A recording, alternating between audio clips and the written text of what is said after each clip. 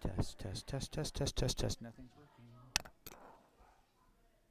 Oh, probably because I haven't turned this thing on.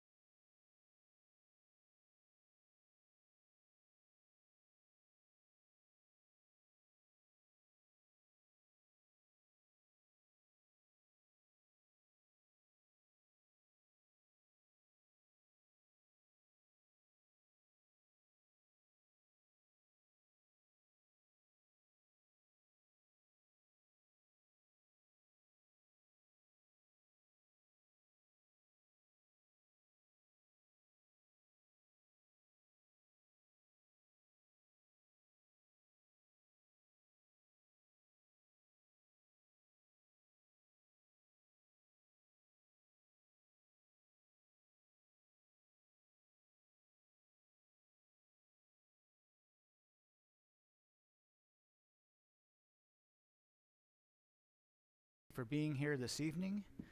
Um, it is good to come together and I got a little dirty. Go through the church business, and so we will do that this evening.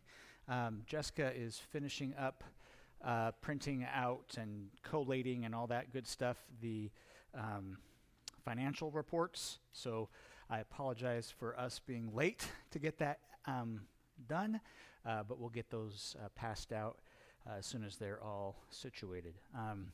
So let's start with prayer, and then we will get somebody to make a motion to open up our business meeting. All right? So let's pray. Gracious God, we thank you for your goodness and your mercy. We thank you for the grace that you provide to each one of us and the opportunity that we have to worship you, and to serve you, and to serve with one another, to serve together here in St. Anne. We ask, Lord, that you would guide and direct the conversation that we have this evening. May we rejoice where it is good to rejoice, and may we have good, productive conversations where we need to do that. Bless our time together, Lord, we pray in Jesus' name. Amen. All right, so do I have a motion to open up the meeting? Miss Nicole, do I have a second? Hannah, those two always get the firsts and the seconds. Okay, do I have to vote for that? Do we have to vote to open it, or is the motion good? I don't remember. Two motions are good?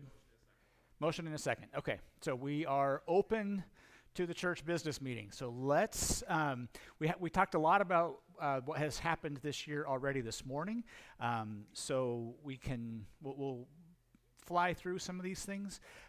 We will talk about the financials, and Lori, if you have something to speak to on the financials, we can totally do that. I didn't change any of the budget from last year, just kind of kept it all the same, because we were pretty significantly under budget in just about all the categories. But we'll get to that in a second. Tom will go through the survey, the ministry survey here shortly. So we're going to talk about our 2022 year in review, and then again, Tom will come up for the assessment. We'll talk about what our plans are, and then the financials and the budget. So, yep. So I'll take, do you want to pass those out, and I'll take these things.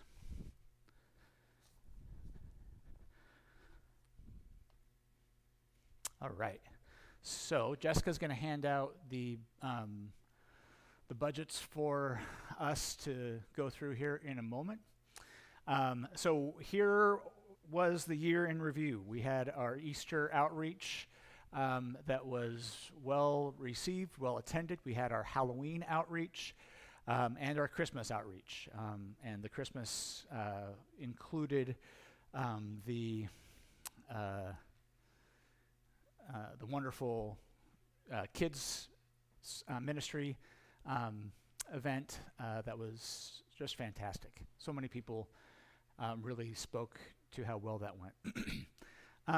Agape Feast, and then the Memorial Day Picnic, the Men's Beast Feast, the Missions Banquet, and the Pie and Praise Night were all the fellowship events that we had. Again, in the past, one of the things that the survey has told us is that we want to have more fellowship opportunities, more opportunities to come together and get to know one another and love one another. And so we try to do that, try to give those opportunities to the church, and hopefully those opportunities are, you're able to avail yourself of those opportunities.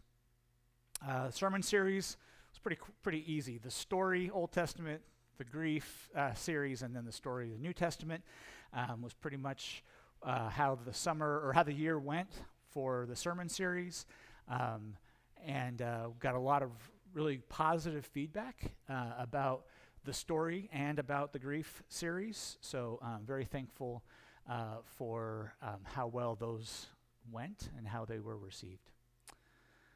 All right, ministry assessment, and Tom is going to talk through that, and I'll give you that. Just click that. Okay.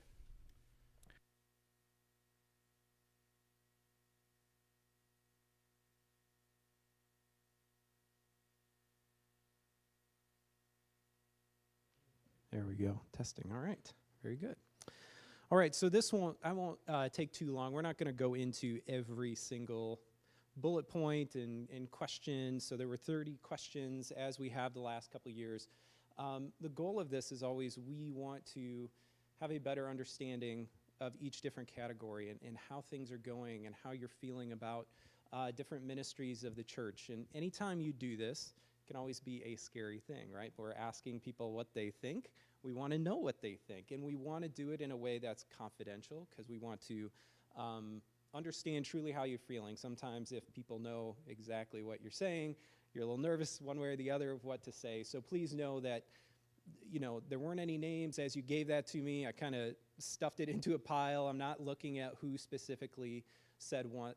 That's not the purpose. That's not the goal. We want to kind of get a culmination of what people think and how they feel.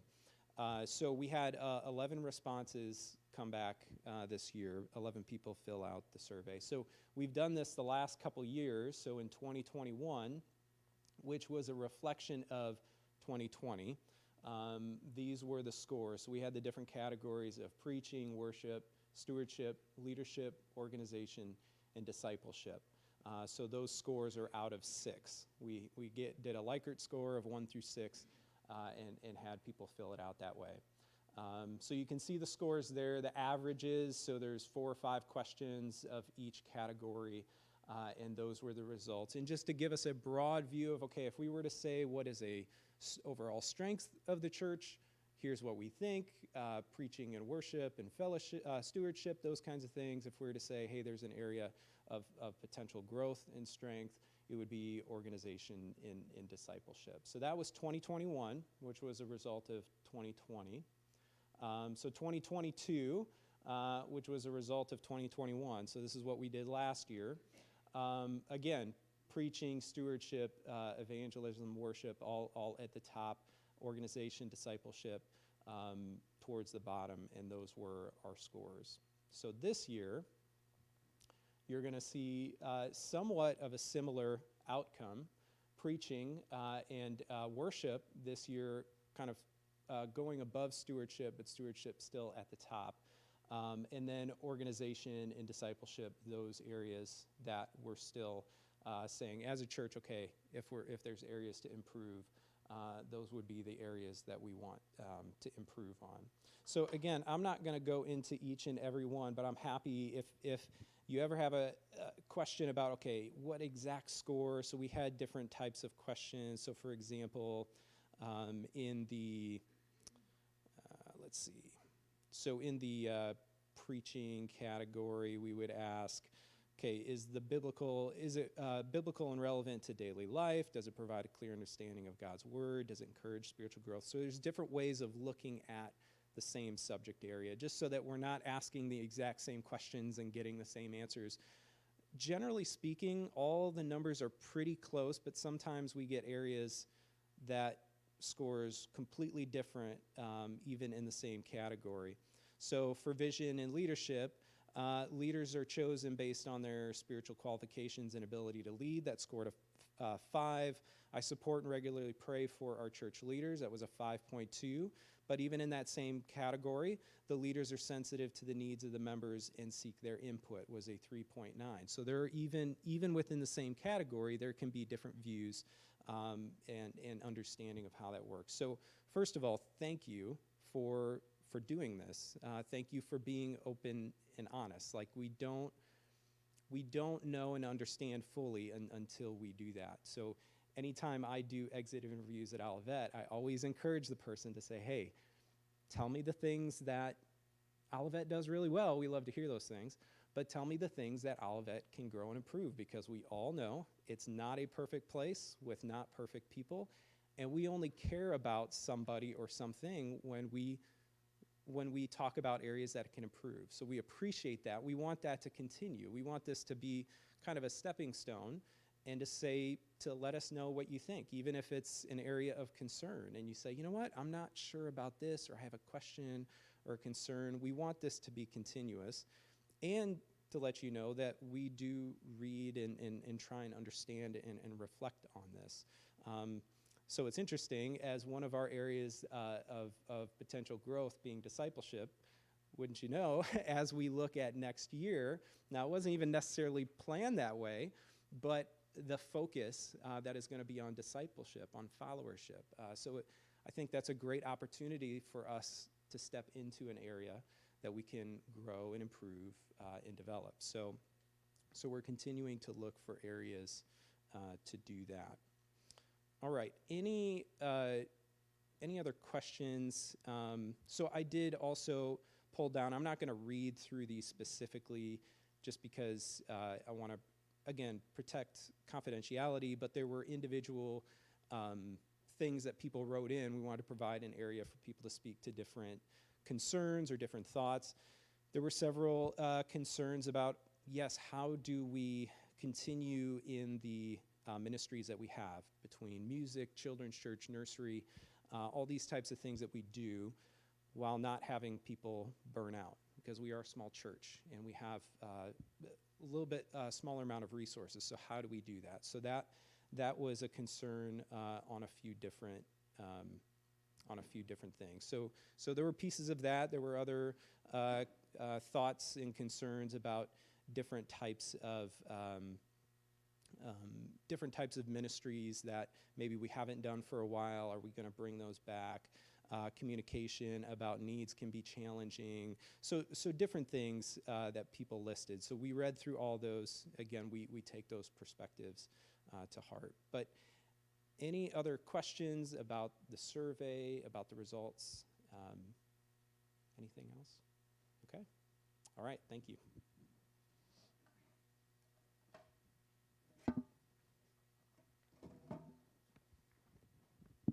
I will say that was, the survey results were a part of the decision on what to put on the preaching calendar. Oh, shoot.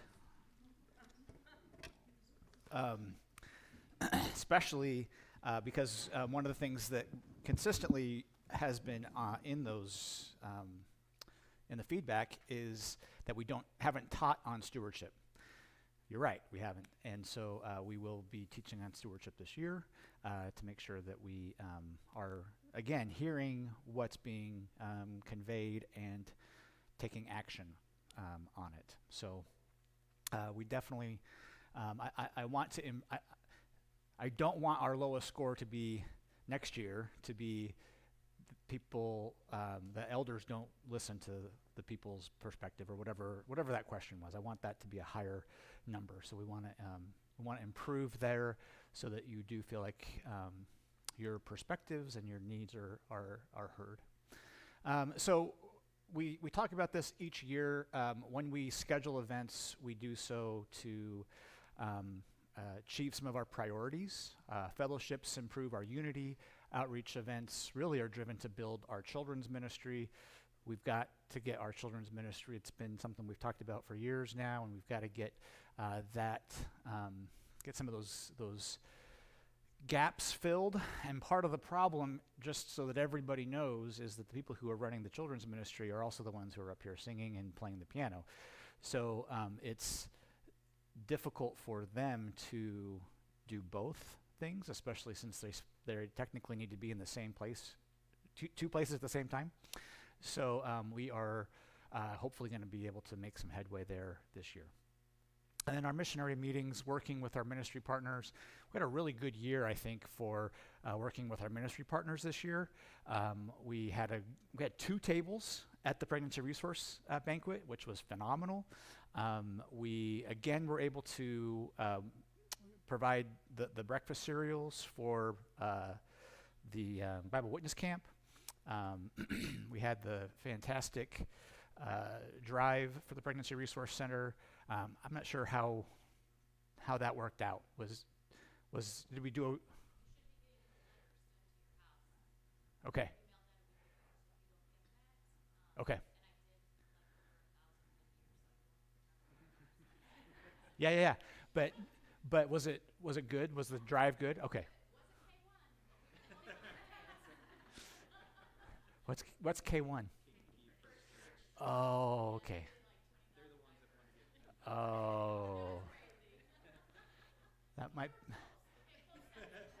that might be a little beyond our price range, but um, but hey, yeah. And I'm super proud of this group because this group, uh, remember a couple weeks ago we talked about bees that shouldn't be able to fly, right?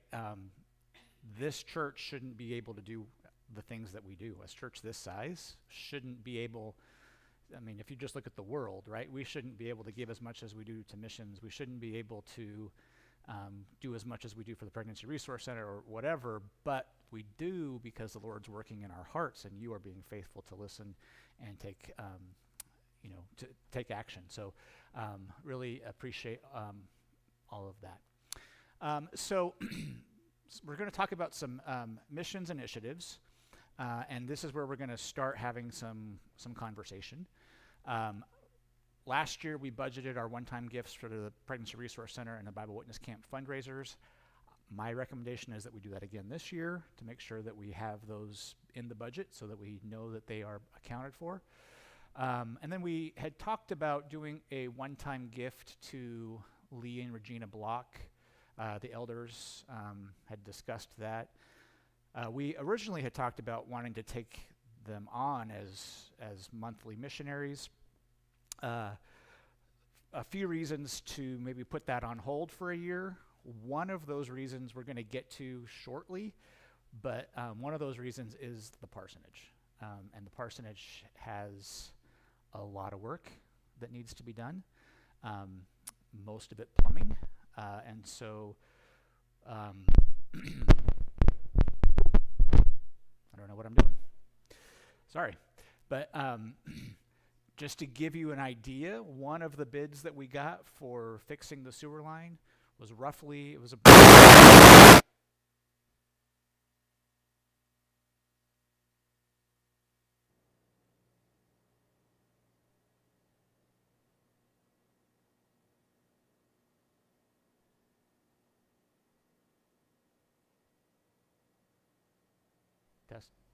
test. Okay. All right, good. Good. So the budget or the deal that we were given potentially was $30,000 to get the sewer line repaired. That's a big chunk of change. We are going to do everything we can to get that cheaper, but at the same time, we don't want to do it again 5-10 years from now, so we want to do it right. I don't think that the $30,000 bid was from Roto-Rooter, which if you have worked with Roto-Rooter, it's going to be at least twice what somebody else is going to bid. But Roto-Rooter came out. We called multiple plumbers and nobody would come out and take a look at it. Roto-Rooter cleared out the line. The issue, just so that we're all aware, the issue is that there is a spot in the line. The line should look like this. There's a spot where it goes like that. I watched them run the camera through, and you could see where you started going through water and where now we're completely in water, and then you come back out the other side, and hey, we're clear again, right? That's not what a sewer line should look like. If a sewer line looks like that, it's going to back up again. So while it is working now, we can get through. We do have to get that resolved sometime this spring. So anyway, we've talked about maybe doing just a one-time gift to the blocks, and then maybe revisiting an annual, or taking them on for support next year once some of these other things have sort of calmed down. And then I also want us to talk about the potential of, do we help fund the mission trip, right? So we've got this mission trip coming up, and we don't have to do that. It could be, hey, if you can afford to go, you can go, or we can say, hey, we want to be able to offset a little bit of it, or we want to be able to send, one of the elders completely paid for, or however we whatever we come up with. So let me walk you through the mission trip real quick. It's August 5th through 11th. It's with Manna Worldwide to Bogota, Colombia. Cost is $2,000. The payment is going to be due. This is me saying it. I want the payment in by July 2nd, and I want to know you've got your passport by July 2nd, because if you don't, we got to find somebody else who can take your spot, right? There's only 6 spots. And so if you sign up and you say, yeah, I want to go, I'll try to get the money. Awesome. Try to get the money. No problem. But if you can't get it by July 2nd, we need at least a month to be able to find somebody else that can take that spot, right? So, so that's all the missions stuff. I'm not necessarily making a recommendation. I'm just kind of putting things out there for us to have a conversation about. Again, there are 6 spots for the missions trip. The guy who's leading it, actually, he was my roommate in college, and I was in his wedding, and so we go way back. And what was I going to say? Oh, he said we need to have anywhere from 4 to 6. We have to take at least 4. We can't take more than 6. So we will get that figured out too. But yep. Could you speak a little bit, and maybe this hasn't worked out yet, because that's still being talked about. What would be the specific role of people going on this missions trip? What would they be doing? Yep. Yeah. So we would be working with. So we'd be there for 7 days. We'd be working with a local church. We would be helping them with. I know that one of the things he said was doing potentially some street evangelism, going and being a part of their feeding center that they have, and helping to staff that and run that for the week, and then also being a part of the educational facility that they have there. One of the reasons that my friend Scott reached out is because what he's trying to do is build a network of churches that will partner with this ministry, and will not just partner financially, but will partner with going down regularly to maybe send people to go teach a class for a week, or which is really fun. I got to teach I went to Costa Rica and did a marriage conference in Costa Rica several years ago, and it was neat to be speaking in English, and then a different buddy of mine was translating in Spanish, and it was just really cool how it all came together. I really wish that I could have just done it in Spanish, but I don't know. So he's wanting to have a more. He's looking for partner churches that are going to do more than just give, right? That are going to be willing to go down and work on projects and be actively involved in the ministry. And so I love that idea. When we talked to the elders about it, I wish we could do that with Josh Ratton. It's just not feasible to fly all the way to Africa and to I think it's like almost like days now to get to their place, isn't it, from the airport? Like, it's super difficult. This is something that's feasible, that we could send people every year to go down if we wanted to do that. So, and Scott, the one that's going to take us on the trip, is supposed to also be coming to our missions conference, our Mission Sunday. So we'll get to know him as well. But does that answer the question? Yeah.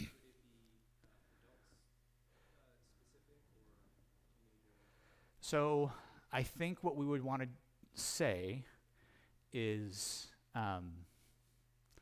if you have a teenager that wants to go, they need to have an adult with them. Yeah. So I know that I already know that there are potentially 3 spots taken already. So just because people are super excited about it, I'm going to call you out, Nan, because this is music to a pastor's ears. I don't know if you recall a few months back where I said, you've got to be ready. You've got to be ready. And Nan heard that, and Nan went to the post office and started the process of getting her passport because she heard me say, the reason that I got to go to the Philippines was because I had a passport, right?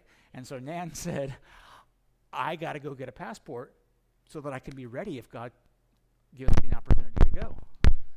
I'm messing up again, Josh. I don't know. So Nan, when she heard about it, was like, I want to go. So there's one of the spots taken. So I think that's a really great story, and I'm super happy about that one. So let me, any ideas?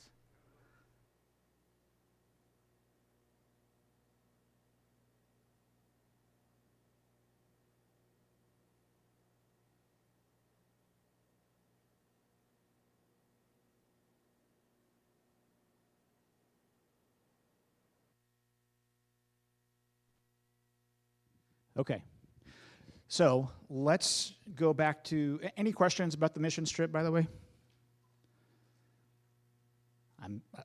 We will be flying out of Chicago probably, I know the other church is in Texas, so we'll probably fly through Texas, meet up with the other church, and then fly the rest of the way down to Columbia. My wife has been to Columbia. She went to Columbia on a missions trip. I have not.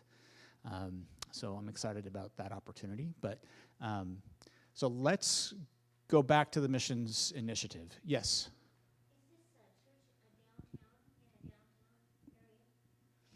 That's a great question. I don't have an answer to that. But it is in Bogota, so it is one of the major cities in Colombia. All right, so let's take these one at a time. Let's first, and what did we, I forget what the dollar amount was last year for the PRC and Bible Witness Camp fundraisers. Do you remember?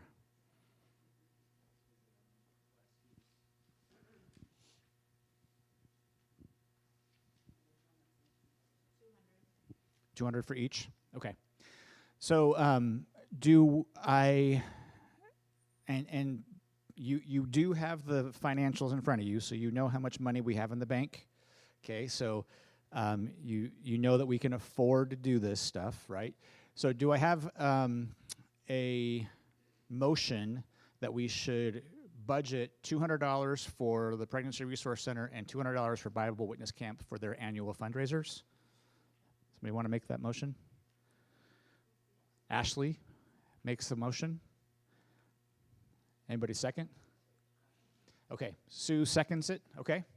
So the motion on the table that we're going to vote is that we're going to budget $200 for each one of those ministries for their annual fundraiser. That doesn't mean that we can't do more. So if the missions committee comes in and says, hey, we have our $2,000 discretionary fund, we haven't spent all of that, we want to, you look like you've got some questions, Lori.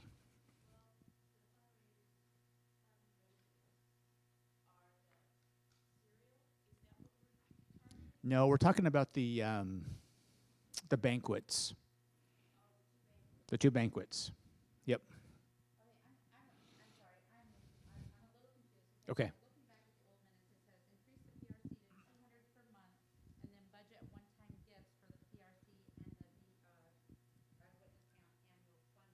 Yeah, but we don't have a dollar amount there?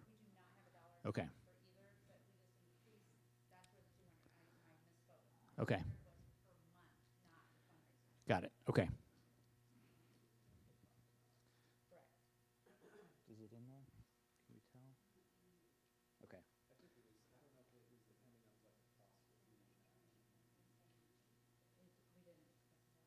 So does somebody want to specify a dollar amount? Should we say 500 each? How much is a table?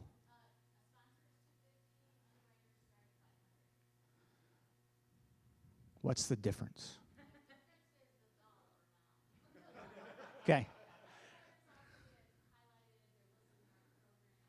Okay. So should we say 500 for each? Yeah? We're going to budget $500 for each. So it's for the banquet at the Bible Witness Camp. They haven't. Well, because you don't pay for a table there. Okay, yeah. So we would. Okay, so yeah, we would give them that when we go. Yep. Because they haven't had it in the last few years, right? Oh, did they have it last year? Okay. Oh, that's right. That's right. Okay.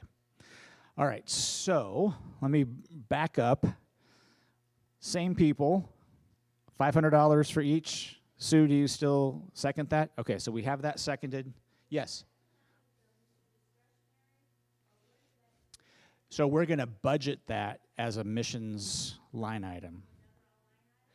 Or if you want to put it in discretionary, that's fine. No. We're adding $1,000 to that missions account, and we can either add it to their funds.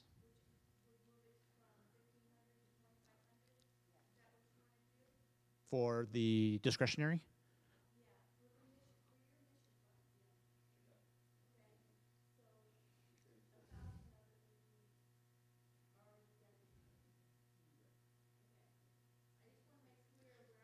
Perfect. 100%. Yep, 100%. So we're going to put that then into the discretionary fund, and it's going to be 500 earmarked, 500 for each. Yep. Did I say that right? Okay. Missions discretionary fund. Sorry, I'm not doing a very good job here. So we would move the missions discretionary from 1,500 to 2,500, and 1,000 of it would be earmarked for specific projects. Okay, all right. Yay, we got there. All right. All in favor, say aye. All opposed? All right. The next is the one-time gift to Lee and Regina Block. What the elders kind of talked through in our last meeting was, what would it look like if we were to take them on for support? And we thought probably around $2,000 a year, maybe $2,400 a year. But anyway, we kind of settled in that nice little round figure. So the gift would be a one-time gift that Lori would send to the Blocks through their missions organization, and it would be $2,000, and that's the only thing we would give them at this year, because they are not part of our missions supporting our supported groups, so they would not be a part of the October deal because they're not here, right? Does that make sense? Is that true? Is that right? So they would not be receiving any part of that Missions in October fund because they're not here to help for that this year. So the gift, what we're going to vote on is a $2,000 one-time gift to Lee and Regina Block. If you recall, they were here with us for the Missions Sunday. They also stayed in the parsonage until the parsonage flooded. That's how we found out that we had a really bad problem with the sewer line that got backed up. I mean, it was bad. You could not walk in that house without knowing what was going on. So do I have somebody who will make a motion, or do we want to talk about that? Do we need anybody have any questions about that? Any thoughts? $2,000. Somebody want to make a motion? Okay. One motion. Second. Hannah, second. All in favor? Aye. All opposed? Okay. Now we get to some conversation stuff. So the question is, do we fund any part of the mission trip? Now, in your booklet that you have there, it says that there's an $8,500, I think it was $8,500 for a missions trip. Let me clarify what that was. That was us paying for the Rattons to go back to Africa. That was us buying airfare for them.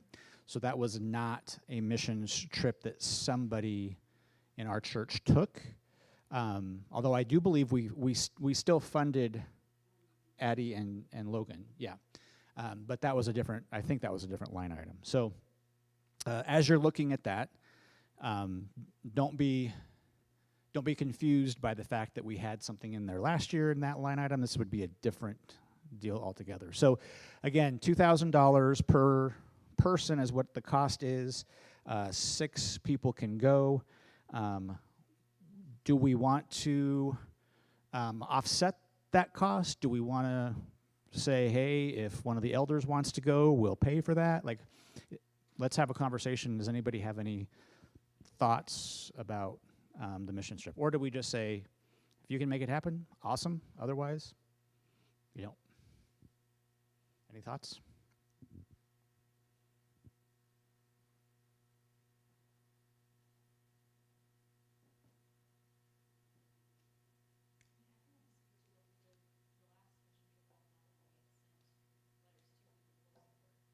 Okay.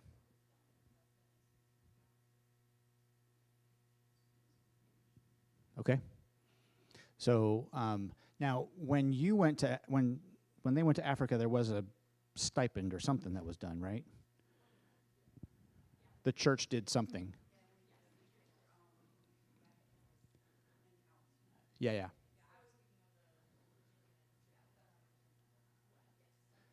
Gotcha. Okay.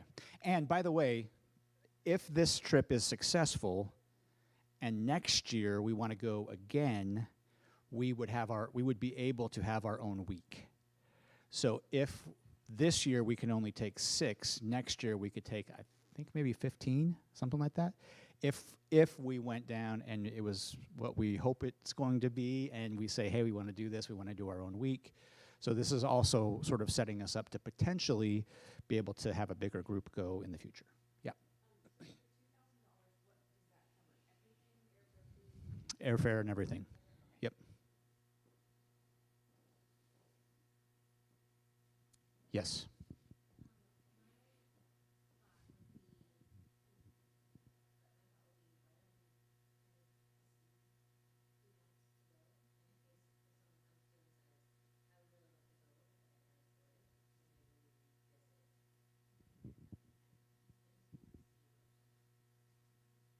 Okay. Everybody feel comfortable with that?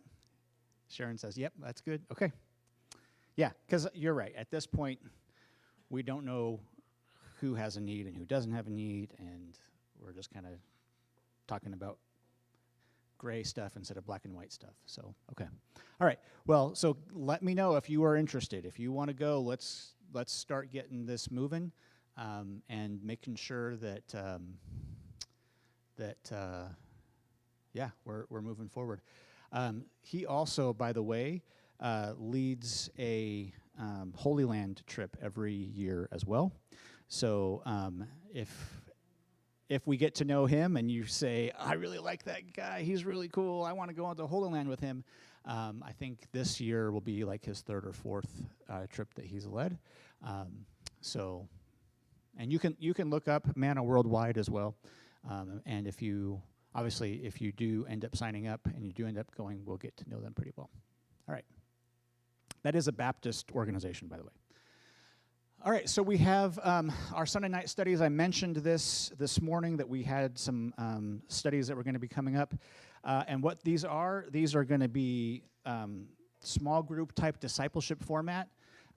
And they will actually also be allowed to be virtual. So we'll be able to have, if you can be here, that's best.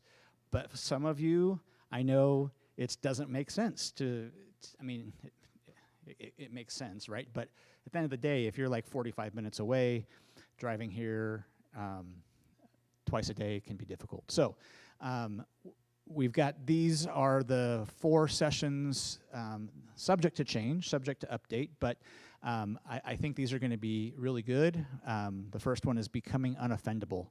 I get offended way too easily, and so I'm looking forward to that one. And it's basically, hey, the world's not about you. Stop taking things so personally, right? And then that at the same time that we're doing that Home Depot series, we'll be doing in the evenings parenting series, and then we'll do the Fruit of the Spirit in the fall, and then 1,000 Gifts. It's a thankfulness book by Ann Voskamp, and so we'll go through that study. The summer schedule, it was really well received when we did it. We just didn't, again, there was a lot going on this summer, so we are going to make that happen better. So we'll have those, and that's actually supposed to be not 8-3, but 9-3. So that's going to be a 2-month window where, again, we're going to the park, or we're going to Jim and Denise's house, or wherever we end up going, probably out to your guys' house because we missed it this last year, and just enjoy time together, and so that'll be a really cool deal. So that's Sunday evenings. Again, when it's not on the screen, there's usually a reason for that. So we'll do something in between session 1 and session 2, but 4/16, right, is Easter. So we'll stop that series before Easter, and then, so just keep that in mind that that's coming up.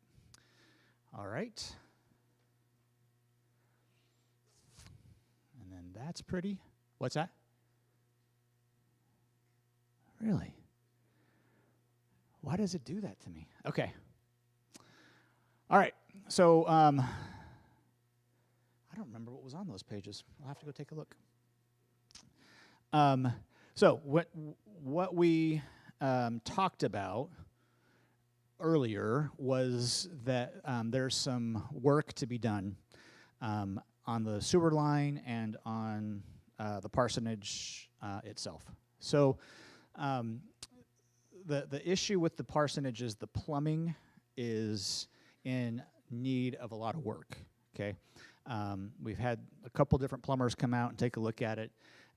And the plumbing, both in the bathroom and in the kitchen, needs to just be figured out. And and then again, the sewer line. So we don't know what we're going to find until we get there. What I do know is that we've got some men, and actually we've got a pipe fitter back here. Nan is a retired pipe fitter. So we've got some resources in the church that can that can help get some of these things done. Randy, who's married to Destiny, he is a heavy equipment operator for the railroad. So if we can get a backhoe, he can kind of dig it out and that kind of stuff. We already have the approval to renovate the parsonage bathroom, so that money has been earmarked. But my thought is let's hit that kitchen too. It's really not super conducive. And so there's if you've been to the parsonage or been there lately, there's an area that's sort of like a breakfast nook now, that if we kind of moved things around, that would really open up the flow in the parsonage kitchen. So my recommendation is that we hit the kitchen and the bathroom at the same time, while at the same time hit the sewer line. Also remembering the ABs will be here, and then there's a potential that we might have some other folks that might be able to use that parsonage as well. So let's have a discussion. What are your thoughts? You have a backhoe. Love that thought.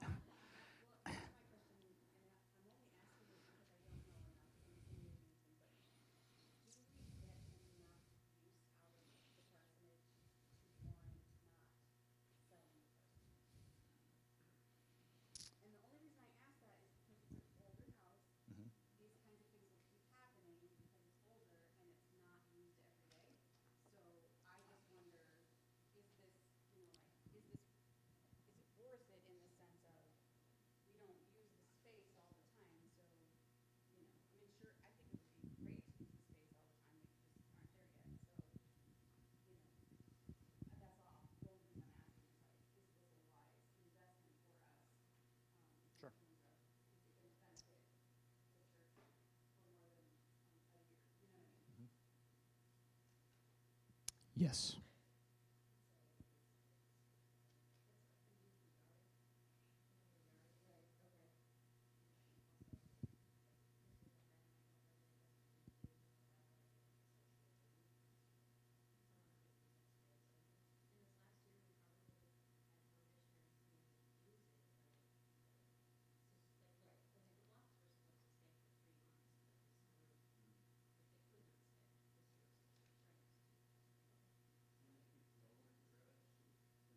Mhm.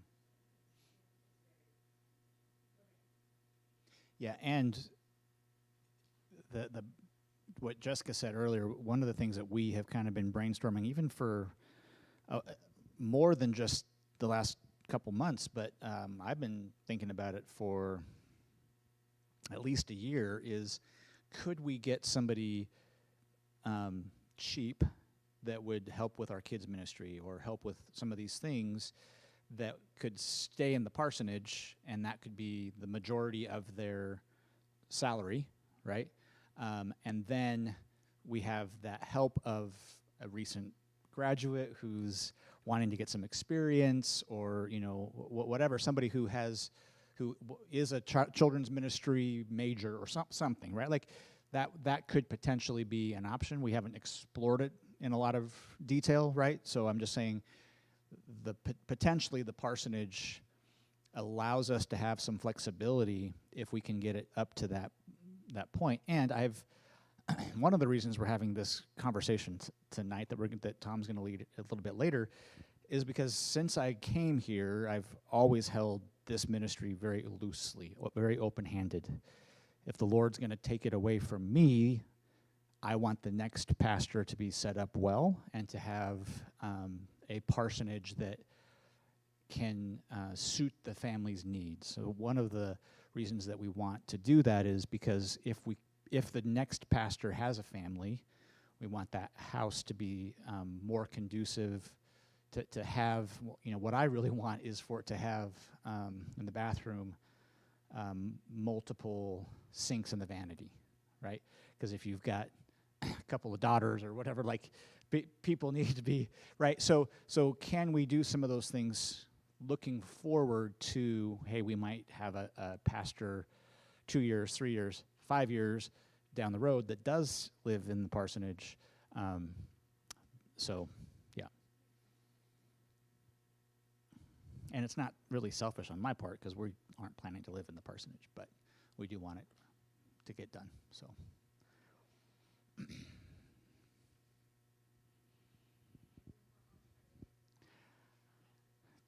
Does anybody else have a conversation? Anybody else want to talk?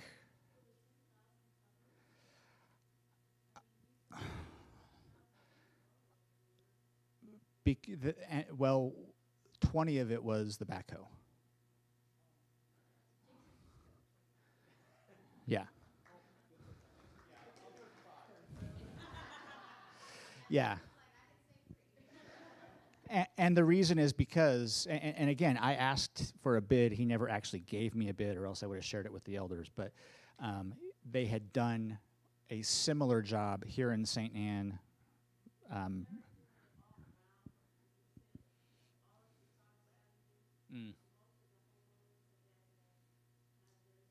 Yeah. Yeah. Yeah. So he said that 30,000 because that was what they bid for somebody else's project that was going to be similar. Again, though, we don't know what we are going to be facing. So can we get away? That was also to dig the whole thing up from the street all the way back to the house. Do we need to do that? I don't think so. I think we can find where the problem is, get in there, fix it, get out. However, we also have to probably, because I think it's going to be out near or in the street, we're going to have to take the sidewalk out and then put the sidewalk back, right? So there's a lot to it, so that's where the cost was going to be. It wasn't going to be the plumbing necessarily. It was going to be all that other stuff that Roto-Rooter was going to have to hire somebody to do. So, but that's a great question. Will 10,000? I don't know. So I'm glad you asked it. We can move up. We can bump it up and say, hey, or we can say, hey, we budgeted 10, it cost 12. You know, let's take that money out of something else, or we can say, we don't know what it's going to be. Let's budget 15, and then if we come in underneath, so we can do it either way. Whatever. You're the financial secretary, so whatever you feel most comfortable with, Lori, I'm totally good with. Yep. Yeah. But you also have to get the right kind of person to run the backhoe. And that's why it's good that we have Randy, because when he does this on the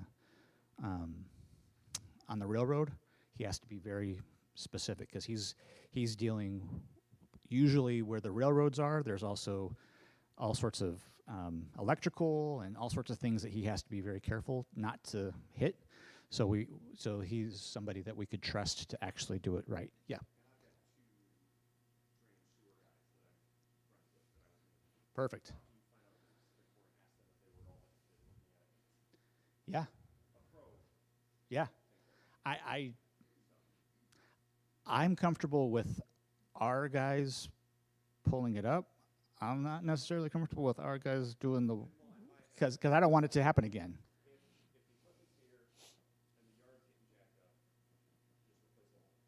Okay.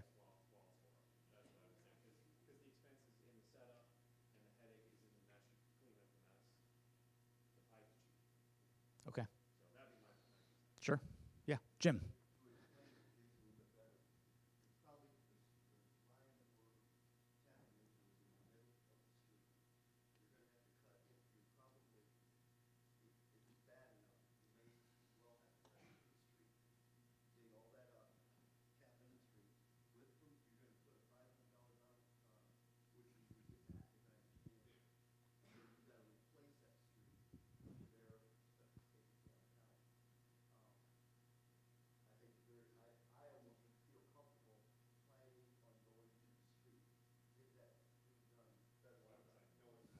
Okay. So do we want to double it?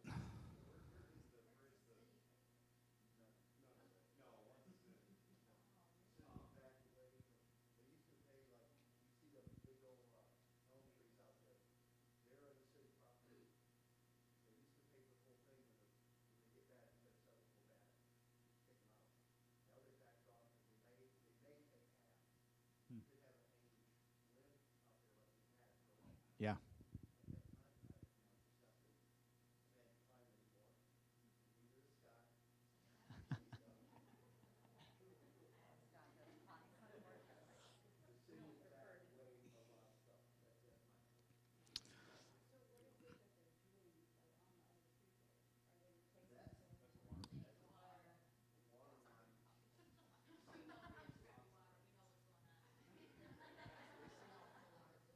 Well, that water is supposed to make it. It's supposed to be cleaner now, and so will that also mean we don't have to do salt? Okay. Okay. I didn't know. Not that clean. Okay. I didn't know because just not salt. Yeah. Okay. So do we want to? Where do you think that sewer line repair should get to then, Jim? The dollar amount. Okay.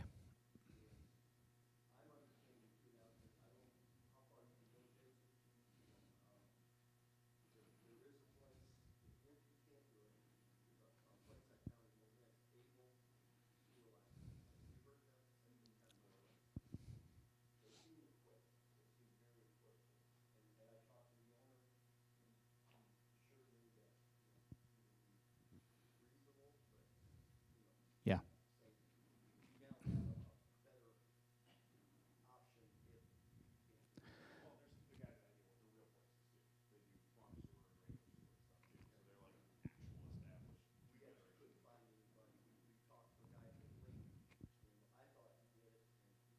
He used to, right? He used to, yeah.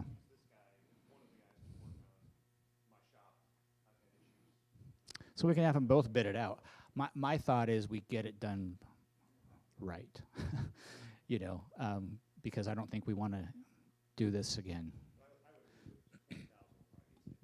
Okay. All right. So Lori, we're going to do 20,000. Thoughts on the kitchen? All right. So we're talking about a lot of money.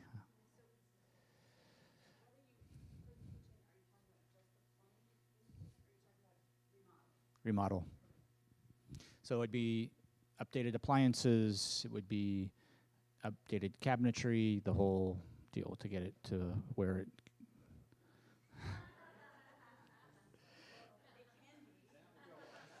If we can make the cabinetry work, right? I mean, it would be new flooring and all that kind of stuff. Just making it.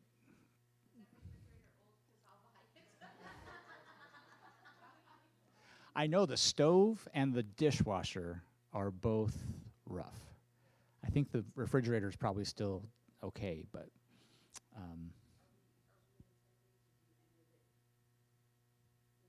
yes. Yep.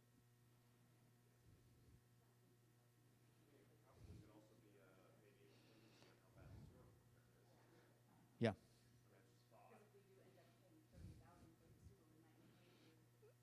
Yeah. True. Sue? So the question was, how soon can we get the sewer line repair done? We probably need to wait till maybe, what do you think, March? Yeah. We can try.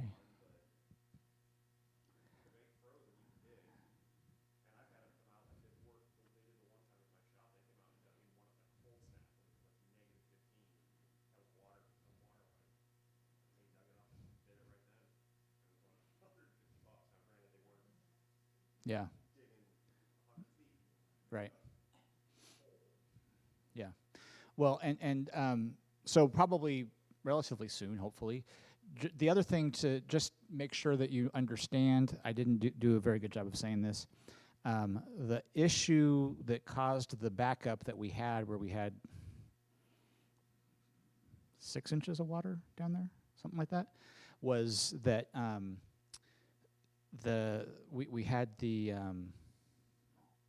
water main broke here in St. Anne, and that caused the water table to rise or something like that. And so then we had our sump pump that was working overtime, and the sump pump was driving the water into the sewer line. Well, the sewer line was backed up, so the sewer line, it was just bringing everything back in, killed the sump pump, so we did replace the sump pump, but now we need to fix the actual problem there. So, so anyway, just so you know, backstory of all that good stuff. So if we,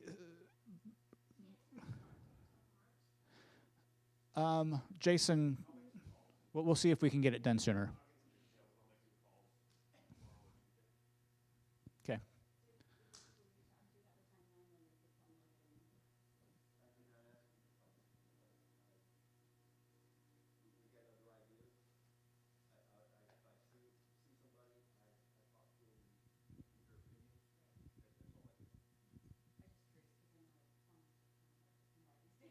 Mm-hmm.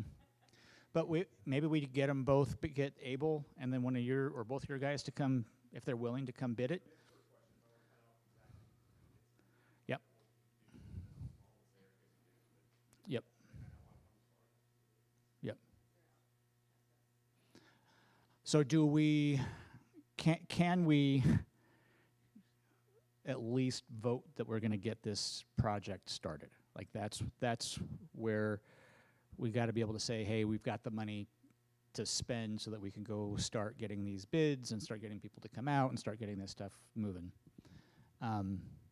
So do we want to just lump it all together and say it's 30 grand, and if that whole sewer line, if the sewer line takes the whole thing, then we just put the kitchen on the back burner? Does that sound good to everybody? Yeah? Okay. So, do I have a motion to say that we're going to fund a $30,000 sewer plumbing project for the parsonage. Do we have a motion for that? Jason, second.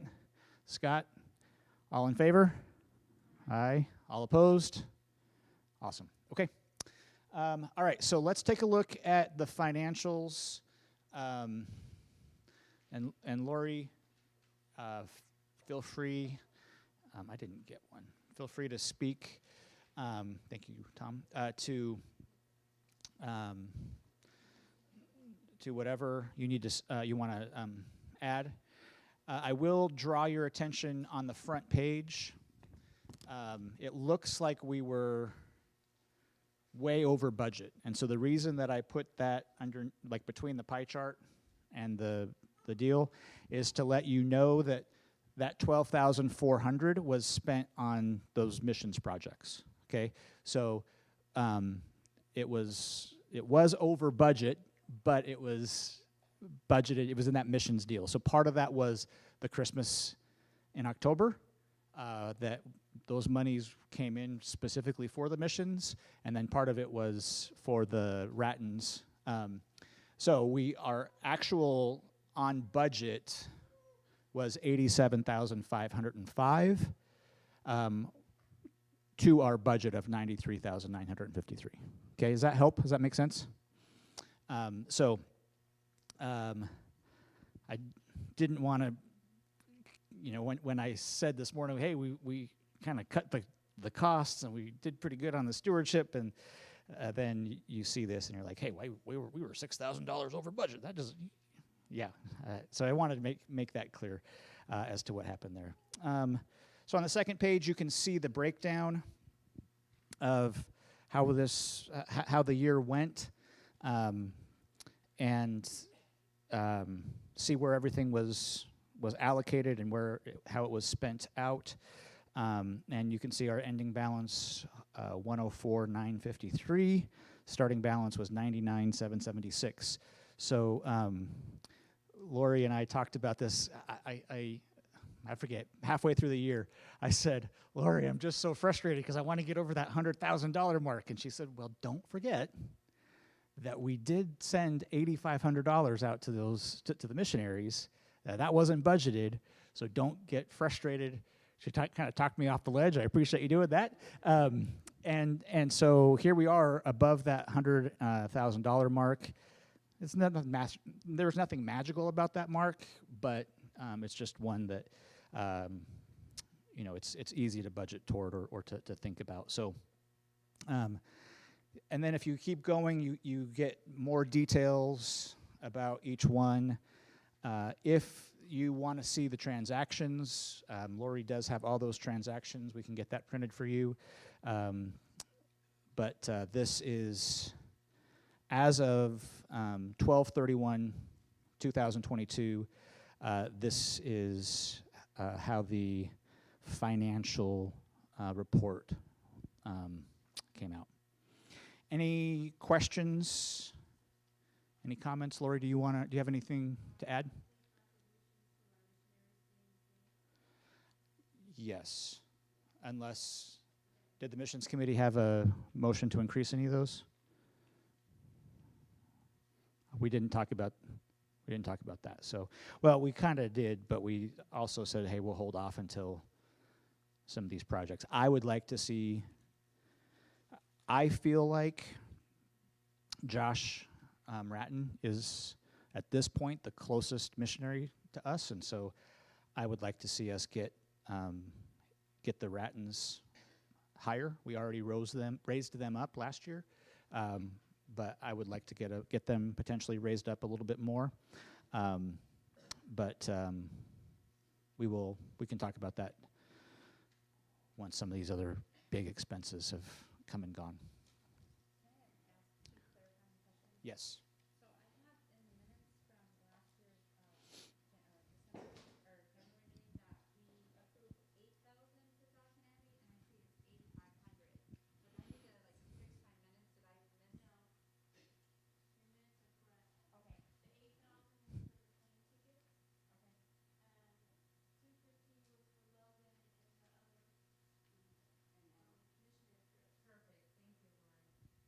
Thank you. Perfect.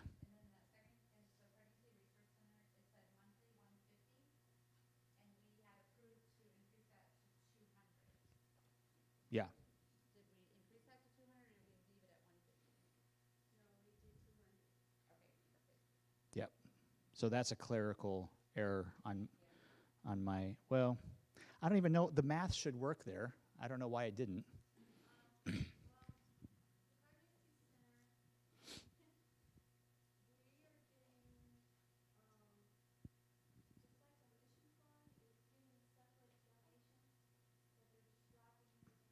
Mhm.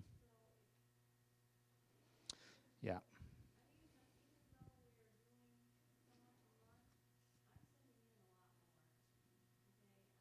Yep.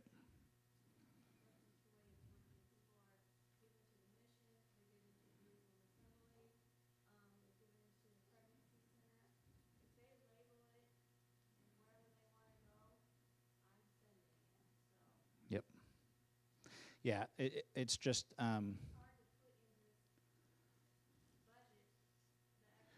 yeah.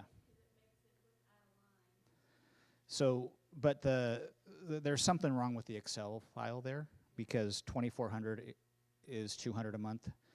For whatever reason, the 150 it just didn't get caught up. So, so again, that's a clerical error. But yeah, to your point, Lori, it's that, and that's why I wanted to call that out on the first page. We do get a lot of people sending in money to special missions throughout the year. And so we can't budget that. You just can't do it because we don't know how much is going to come in, and you know it's not coming out of the general fund, right? So anyway, that's why I wanted to make sure that we called out that.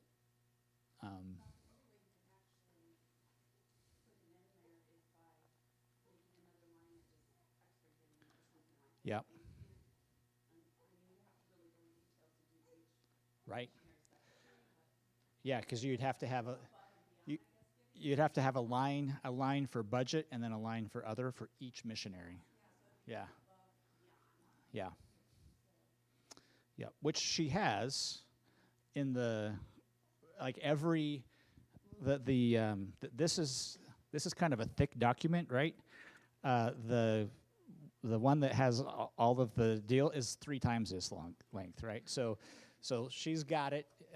If you need to see and you want to say, hey, I want to make sure that all of the money that I earmarked for the Pregnancy Resource Center went to the Pregnancy Resource Center, she can have that conversation with you and show you that it did. But okay, any other conversation, thoughts? We're going to need to get this approved, right?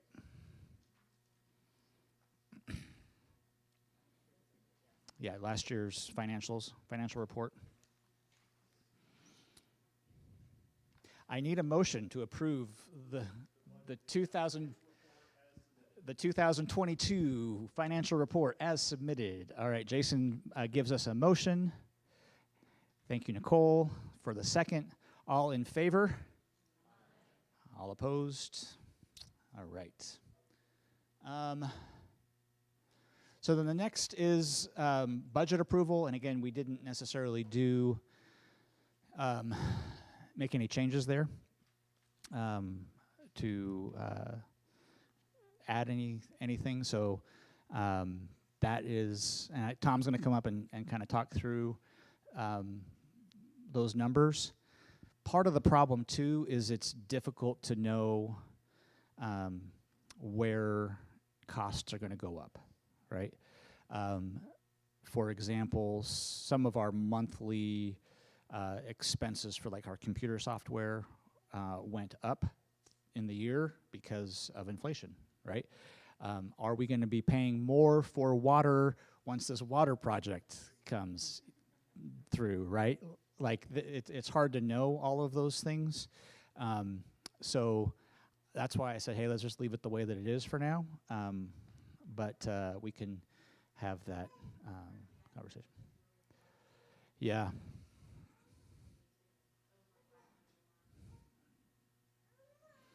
Yeah. We do keep, so we keep both buildings, we try to keep them at around 50 to make sure the pipes don't freeze. But, you okay? Huh?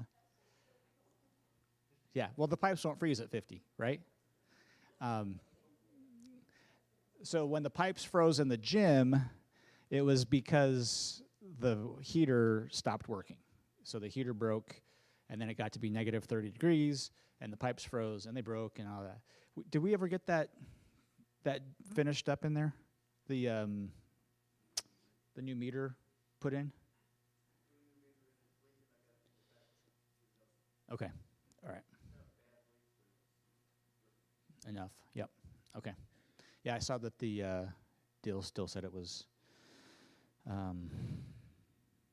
The bathrooms still said that they were out of order. So.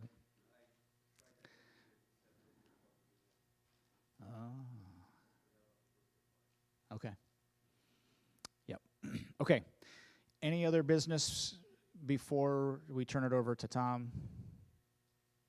Anybody have anything? Okay. Tom's going to take it from here. As is the norm, I step out whenever you're talking about me. So Tom's going to take it from here, and I'm going to go ahead and head out. So thank you so much for being here this evening, and we'll talk to you again. It's okay, you can clap. I heard somebody clapping.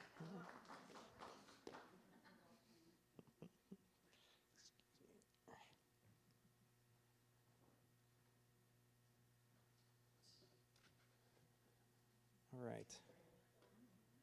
I don't know what else is on here. Okay. It's okay. We'll wait.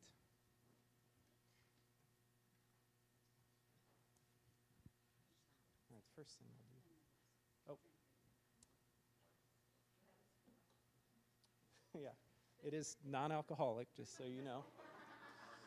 My caffeine drink. Yeah. We'll pass these out while we're waiting. Sugar-free this in a minute. They're leaving.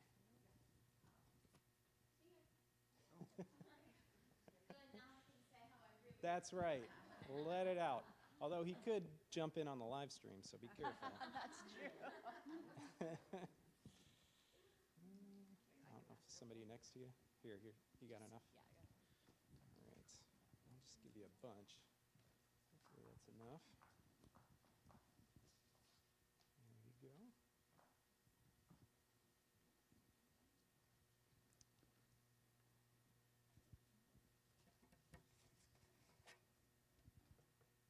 All right.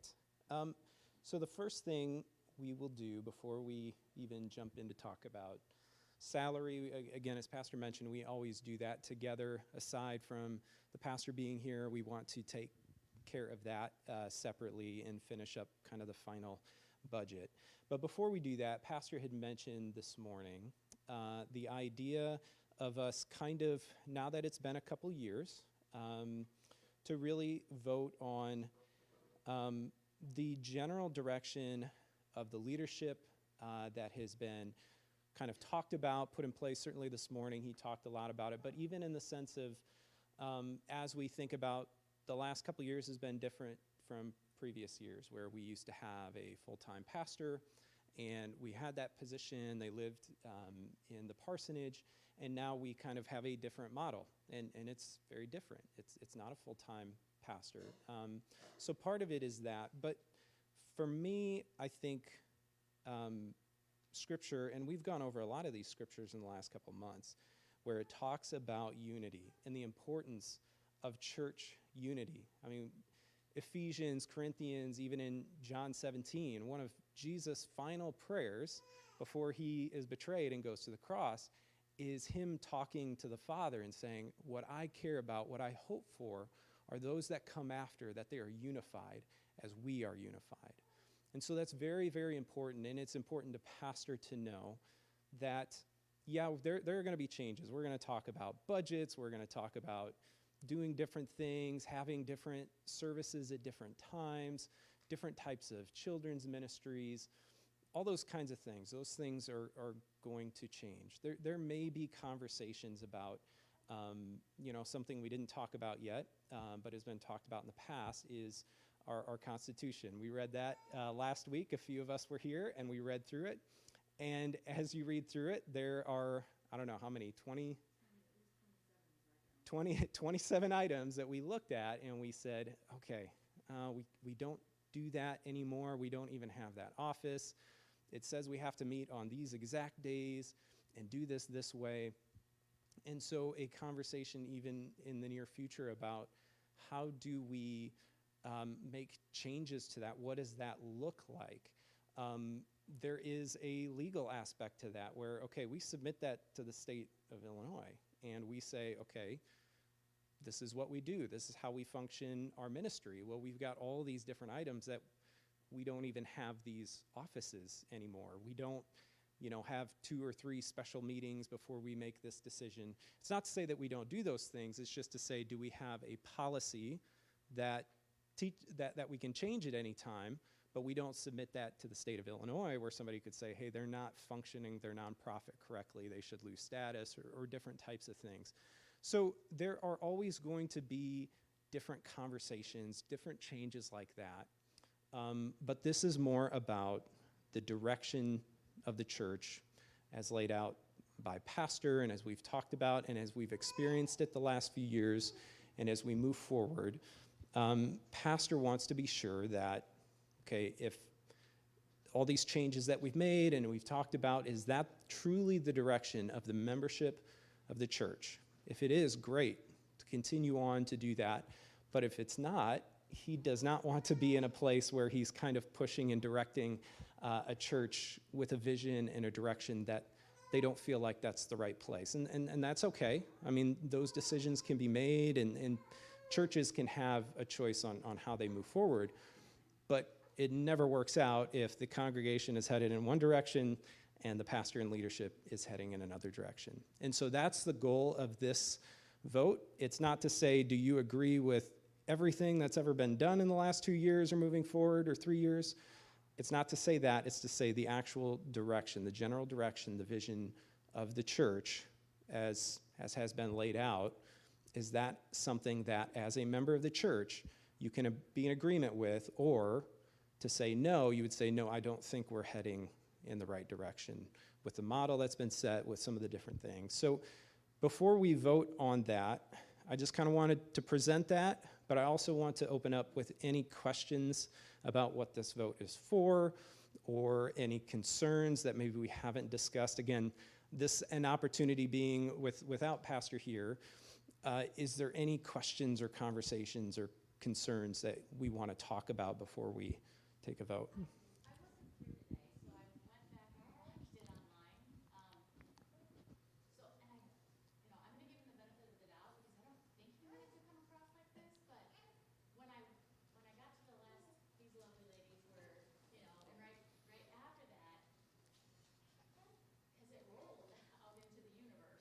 No?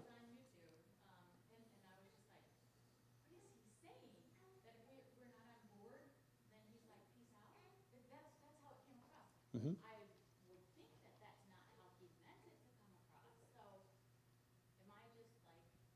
Yeah. Right. Yeah, and that's the kind of the change of, okay, it's not, are you on board with anything that's ever decided? Because we know that that's not going to be the case for any of us. Are we on board with the model of a part-time pastor and kind of what we've experienced and the focus that we have in our services and the things that are being preached, the things that are being focused on? Are those the types of things that we can come in alignment with the vision? So I think from that perspective of, if we say, no, absolutely not, that's not our vision or intent, then he would say, well, then I wouldn't be the right person for that moving forward, about trying to move the church in a direction if it's not that direction. Does that make sense? Yes. Right. Yeah.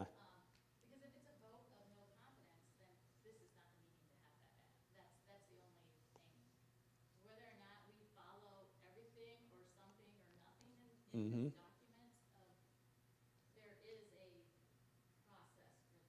Sure.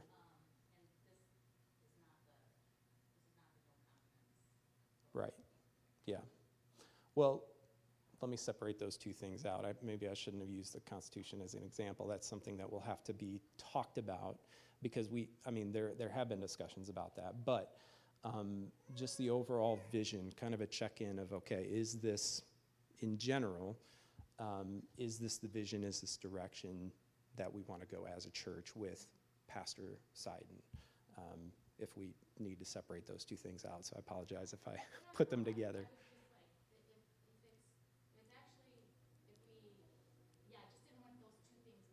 Got it, yeah. Right. Correct, yeah. We're not voting on that now. Yeah, that's not the vote. Wait, I'm confused because you're saying we're not voting on what? Anything about the Constitution right now. But that's not what you're saying, right? No, you're saying we can't vote if it would mean his resignation. Right, that would be a separate, if he decided to resign, that would be a separate process. So he didn't, yeah, right. She's saying this morning he No, said we're not voting to fire him or to,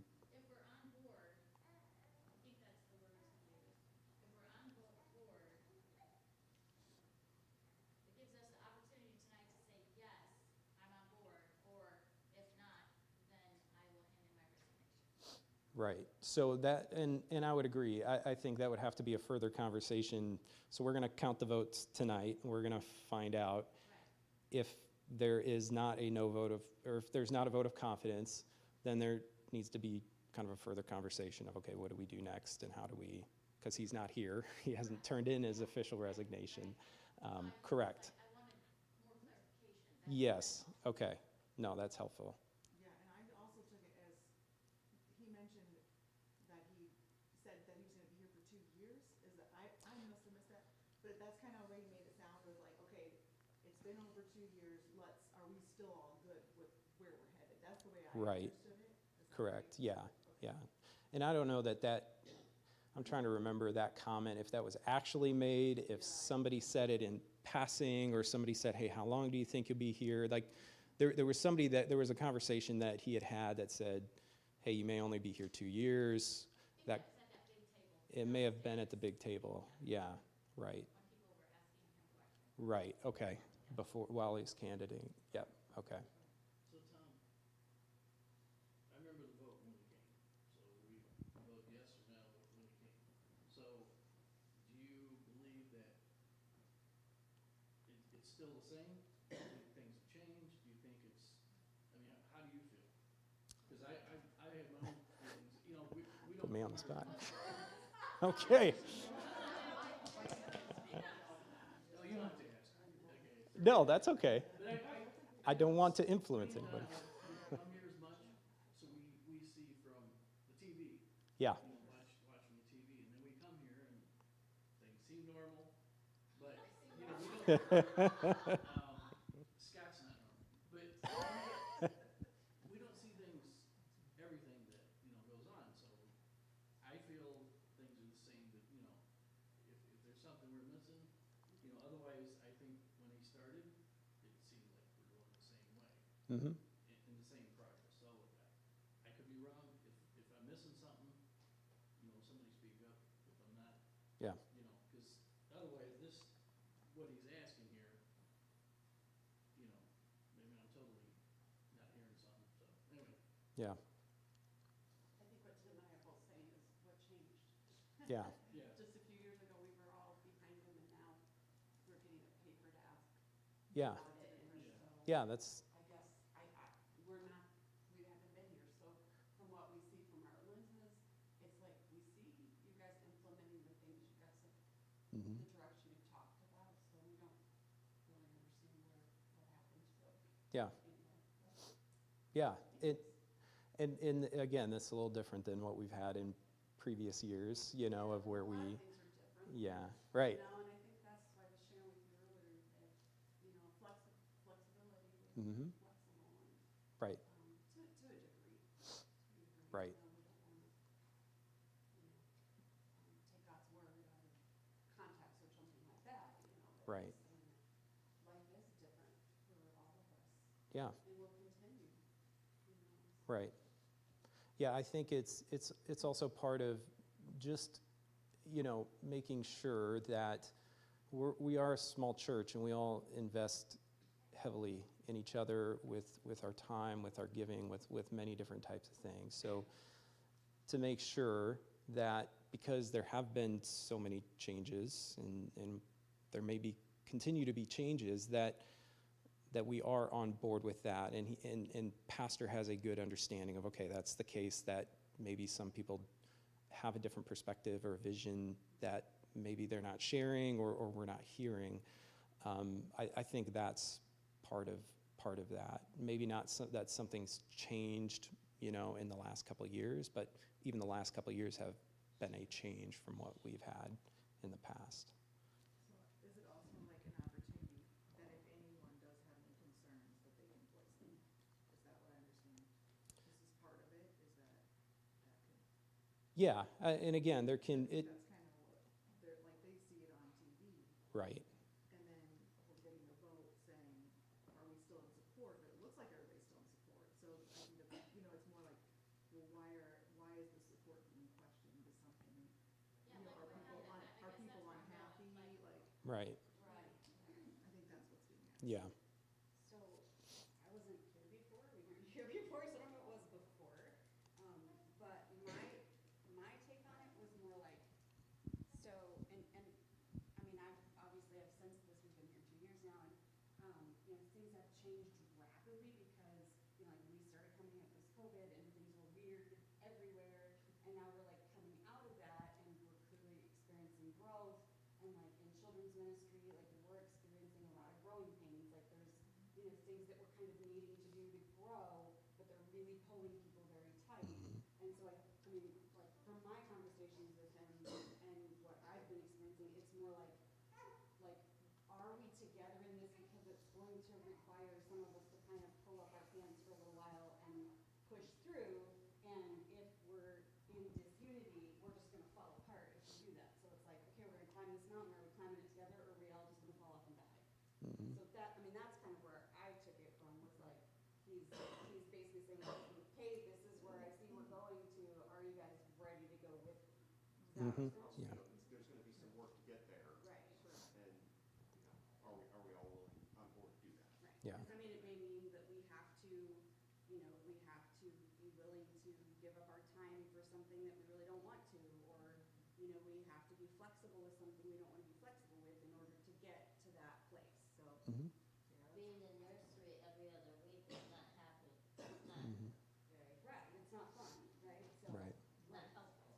yeah, so, right, so like, and we kind of have the same thing going with children's church, so like, if we keep growing and keep getting families with kids, we have to have something for the kids, but if it's the same 5 people doing it all the time, we're all gonna get burnt out, right? And then we don't wanna do it, so then the question is, if we keep moving forward and doing things that are growing the church, are we willing to suck it up and press through that till we get some more people that will jump in and do it, or are we saying, no, we're done, we don't wanna do that? I mean, that was sort of my take, was like, it is challenging, it is, it can be frustrating and exhausting, so if we know, like, okay, this is our vision, we're following our leader, we're submitting ourselves to that, then that means sometimes we just have to go, okay, I'll do this, and just push through, but if we aren't there, if we don't have that unity, if we don't feel that way, then we need to say it now before we get halfway up the mountain and go, never mind, right? Because that would be hard for everybody. Yeah. And attitude has a lot to do with that.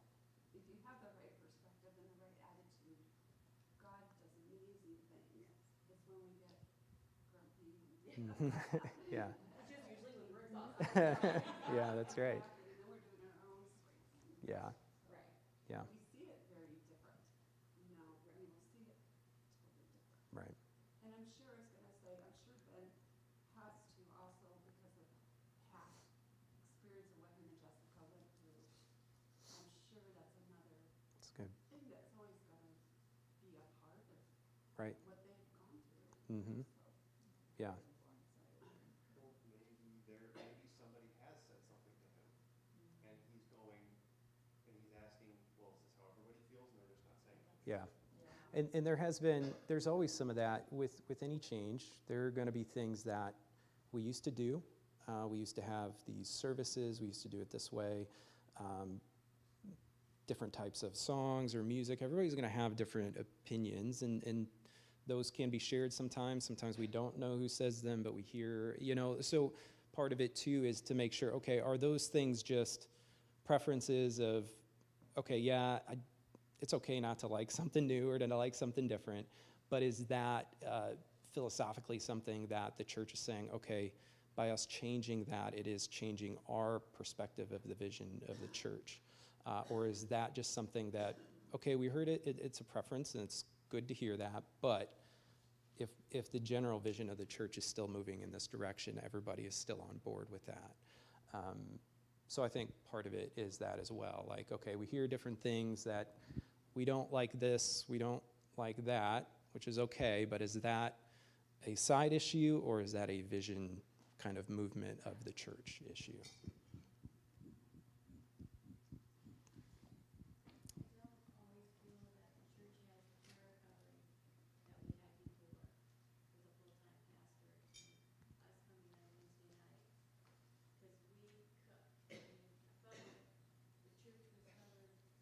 Mm.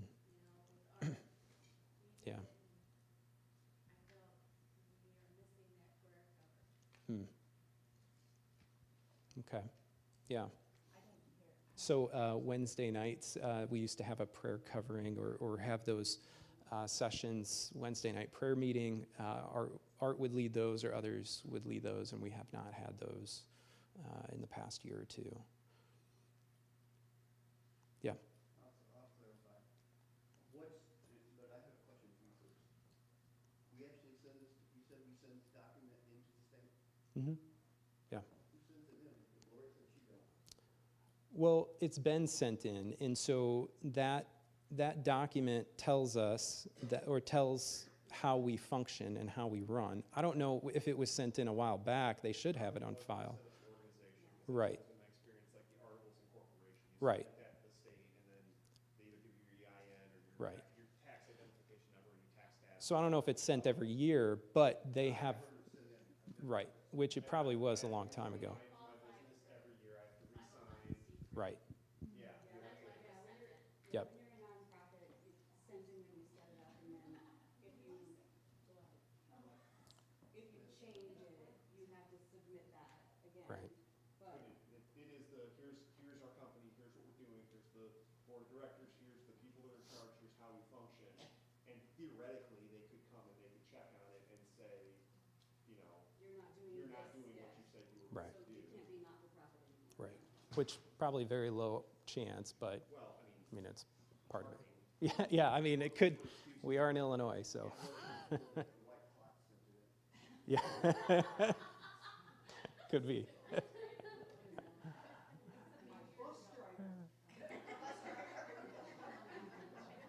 Hold on, Jim was finishing. So, what will help clear the air here? You gotta understand that I grew up here and, learned here for 60-something, 66. That's how long I've been here. And, a few times, Marine Corps out, stepped out of it. And, I watched the men, develop this church and continue to lead it, under their ministry. I can name many guys. And,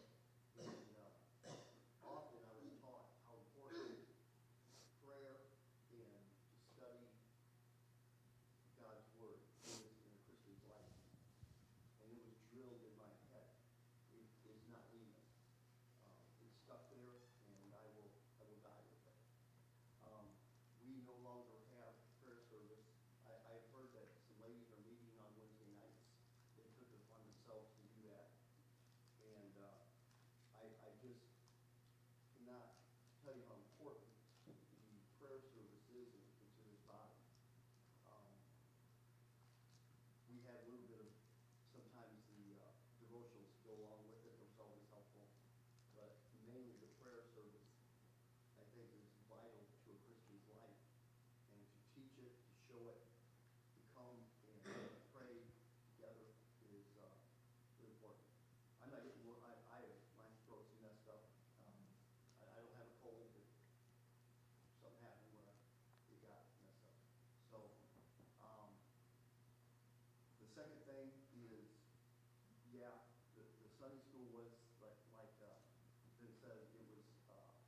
poor kid being taught. I've heard that by several preachers.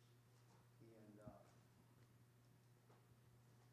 I guess Neil Watson was one of the pastors here who really drilled the importance of that time together to study God's Word.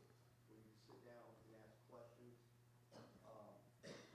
Some of the negatives of that Sunday school is where it started to get away, where they would call it rabbit trails. There would be men, we'd have it right up here, and Steve's dad would often bring it back under control and say, hey, rabbit trail, we're going back to the Word here. And he would be really good in controlling that. And we learned and studied the Word under Steve's dad, and it was just vital to my growth. Then others came and people got a little bit more vocal, and it didn't get reined in as fast as it should. That put a negative on our Sunday school. I still think it's very, very important. That's where you're getting some of this today. Probably the reason for the vote is a lot to do with me wanting that Sunday school back, wanting the prayer service back, wanting a regular evening service. I like the idea of maybe the break like that, like he's got it set up, but I think it's vital to come together. Sunday is what people don't have gotten away, and I live on the verse of Romans 12:2.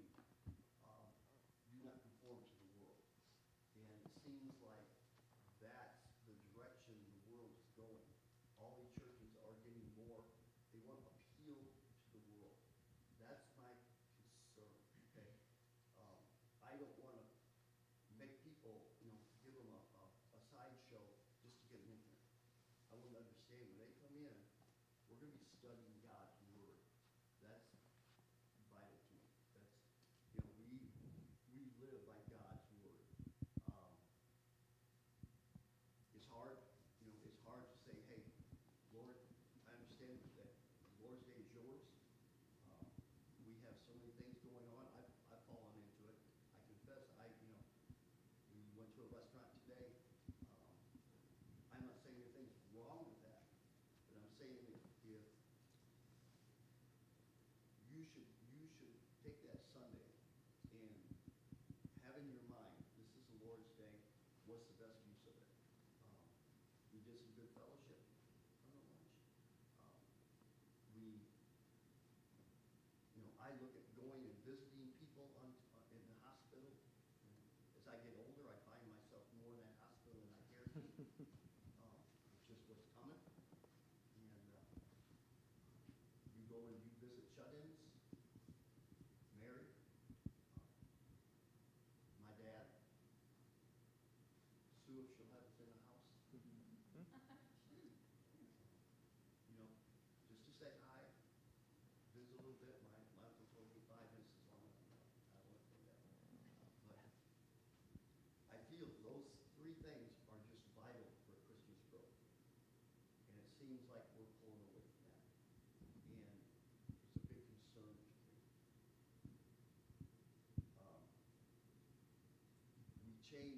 We lost a lot of young people. We changed our music. They left anyway. That's things I look at. I'm going to stop there. Don't crucify me, but that's how I grew up. That's my life.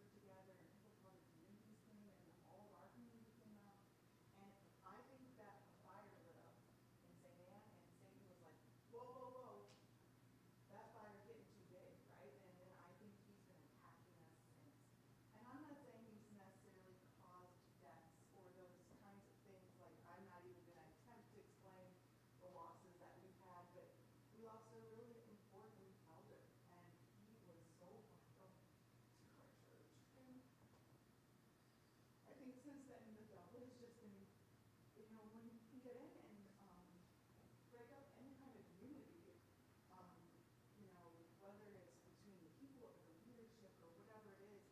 And I think he's just been poking us and poking us and poking us and poking us. And I would love to see us, like, I have this picture in my head of all of us, like, linked arms, like, standing in front of the church and being like, get out of here, Satan, like, you know, like, we're together in this. In the Because, name of Jesus. That's right. what'd you say? I said, in the name of Jesus. That's right, and I'm like, can we just all like grab hands and like pray it out, right? You know, because that's what I see of just, you know, one thing after another. And some of the things that we've done that actually have been different have been kind of awesome. Like the Halloween thing, inviting people in, and all the people that came in through our doors. I mean, the couple we adopted our puppy from a gay couple, lesbian couple, and they, you know, some people were at application time, but they said that everybody there was just so nice to us. That's what we want to hear. We want them to come in and introduce them to Jesus, and they should feel love, you know. And so I see that kind of growth, and I think that we are going in the right direction in terms of that kind of growth.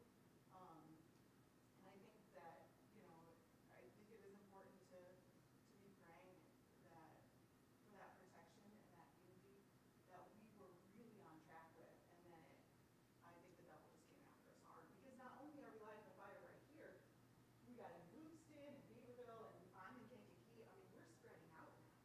So I think he's just like, ah, no, you know, and then we just gotta be like, no, I'm getting carried. I just make sure that, you know, like, put our armor on, like, we got the kids' church down there, like, have their little armor guys, like, you know, and so that's kind of what I've, like, seen. And I know Pastor had wanted us to just mention that, we talked about the children's church thing, just so you guys are aware. We, not just him, but as we talked about it, they are recommending, 2 hours of service, so that both nursery and children's church will run for the 2 hours. So also the application time. And there's some different ways with some teams able to help with children's church and things, but, just kind of, you know, putting that in there, just knowing like that is kind of some of this, the service that we're asking, that's gonna be asked of us to unite under and to serve in those kind of ways. And just, you know, we talked about the Constitution thing, and that, like, when we read through it, I just marked down how many things people are doing and things. I mean, there's gonna be some things that we're gonna have to discuss. If we come at it with unity, you know, and kick the devil in the pants, then I think that we are like-minded in that, you know. But I think just practically how that's applied looks different.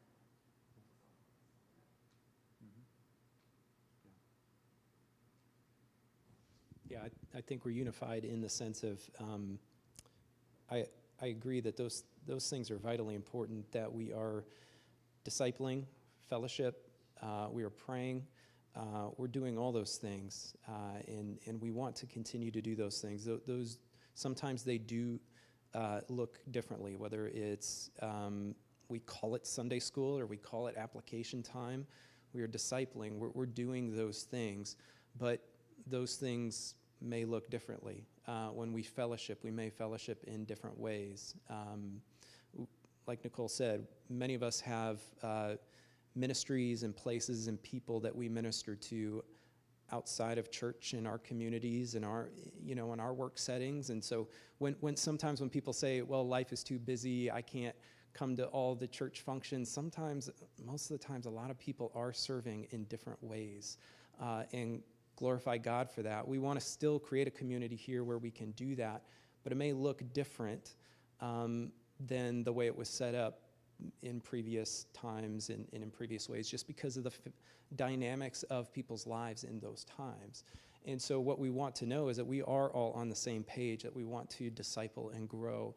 But it's kind of the vote of confidence to say that, well, we trust that the leadership wants that. Now, if it looks differently, how that looks, certainly those are conversations, and we want to continue to talk about that. But yeah, absolutely, we want to be understanding of it. I think a strength that we've had in Pastor is he preaches incredibly well. I mean, for a church our size and what we have, God has blessed us with a pastor who can preach. and preach the gospel wholeheartedly, unashamedly. I've never heard him from the pulpit, many pastors sometimes, like you said, seeker-friendly, trying to tickle people's ears. He approaches Scripture as it should and when he preaches, and he's amazing at that. He is a part-time pastor, and so that's where, when you have a full-time pastor that can dedicate 50 hours a week to the church and be able to set up different programs and do different things, we don't have that. But it's kind of trying to figure out, okay, how do we continue to do the things that I believe we're all called to do as a local church, and how do we do them well within the context of what we have in moving forward? Well, I was just gonna say, I think that we should be careful, because, we came here because, not because there was special program or because of the kind of music. We came here because when we came to Fall Fest, we saw that this was a group of people that loved Jesus, and that's what we wanted. We wanted the same thing we had previously had before our church had problems. And I say be careful because we had a church with 300 people, and it fell apart because of two things: unforgiveness for old hurt and preference. People planted their heels about something they wanted, or someone said something terse to them or didn't do something they wanted a long time ago, and instead of working it out, they just harbored it and gossiped about it, and those two things ripped a 300 Built person, alliances and undermined, and and it it just just killed it. crumbled. And so, I'm just saying that because I think it's important, like, that we all understand, like, everybody's coming from a different place, but we're coming here because we love Jesus. And we're inviting people in, but they may have never set foot in a church before in their life. And to be encouraged, Jason sent me a little news thing, we listened to Morning Wire, and they said that the churches that are experiencing growth right now, like statistically across the United States, church attendance is way, way down. The churches that are experiencing growth are Bible teaching churches. So we're gonna experience growth if we're teaching the Bible, and so we gotta be ready for that, and that means we're gonna have to all probably, because we're the believers, right? We're the mature ones, and we're asking people to come in, maybe who aren't, and disciple them, so we're the ones that have to put them before ourselves and, take care of their babies so they can listen to them preach the Bible, or, whatever it is. And it's hard, because we want to sit in church and listen to Ben preach, and we want to sit with our families. I understand, it's frustrating for me too. It's frustrating for my kids too, but we're a little church. So, we have to give and take, and, I want to see us, do that, because I think God has big plans for us, and I think that He knows that we love Him and wants to use us to serve Him, and, we just have to be willing to step ourselves aside and say, whatever you want, God, we're gonna do it. I think that is an example of being a fisher's friend, right there. Is whatever the needs are that are available, and it might not be what are we willing to follow him no matter what he's asking us? Or do we have our preferences of what we want to do? And we have to ask, each one of us needs to ask that, Lord, is it about you or is it about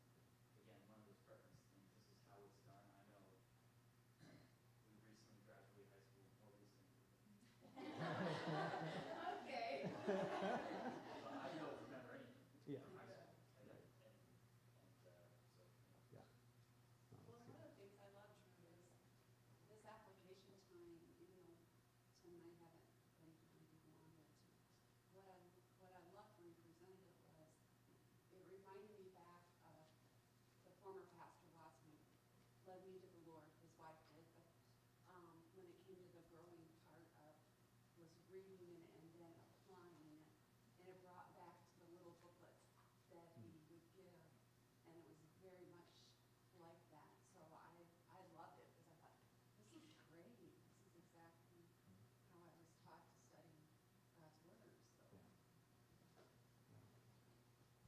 One of the things about Sunday school, that really helped me, and, that would be, you would get these quarterly books, and,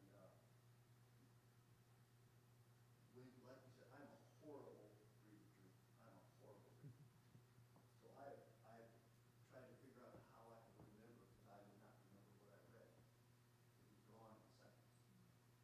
And the only way that I now retain stuff is I get a CD, or, well, now I've transferred that CD to a USB because it got beat up in my truck. And I stick that USB in, and my brother Mike, who's a pastor in New Hampshire, that was his wife that was here with my dad this morning, he's helping out. Um, He taught me that, he said, you know, and this is Mr. College, Mr. Pastor, and he said, I can't remember if I read it once or twice, I gotta read it 5 times. And so I'll put that CD in, and I will keep it that way, and I will pound that in my head, because as soon as, when I find myself not listening to it, I'm confessing my sin here, I get off, I'm daydreaming. I said, why did I hit it again, you know, and I make myself listen to God's word, because I get to think I'm a daydreamer too. It's double curse on, I can't read my daydream.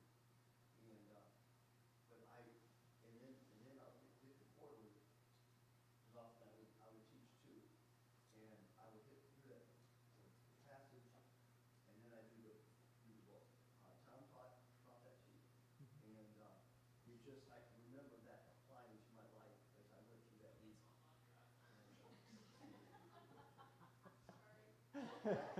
That's how you know, you have to find avenues to make yourself remember God's word. It's hard for me. It's hard, like you said. I read, it goes right. I was that student, and I still listen. You can ask my mom, I'd be sitting there on the couch, and I'm, this is hard for me sometimes. I don't know how we exist. But myself, I just keep finding ways, or listen to, you know, I think your dad likes Alex Dubay too. I have that app, and I'll listen to the sermon. Man, that was good. I think back, listen to it again, you know, I just keep playing it over.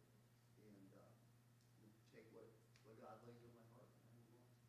Yeah, and it's not to say that one way something was done wasn't good or wasn't useful. I think all of us are products of many different ministries, because we come from many different places throughout our lives, and we come here, and maybe it's different from what it was, and we experience something good or maybe something not good.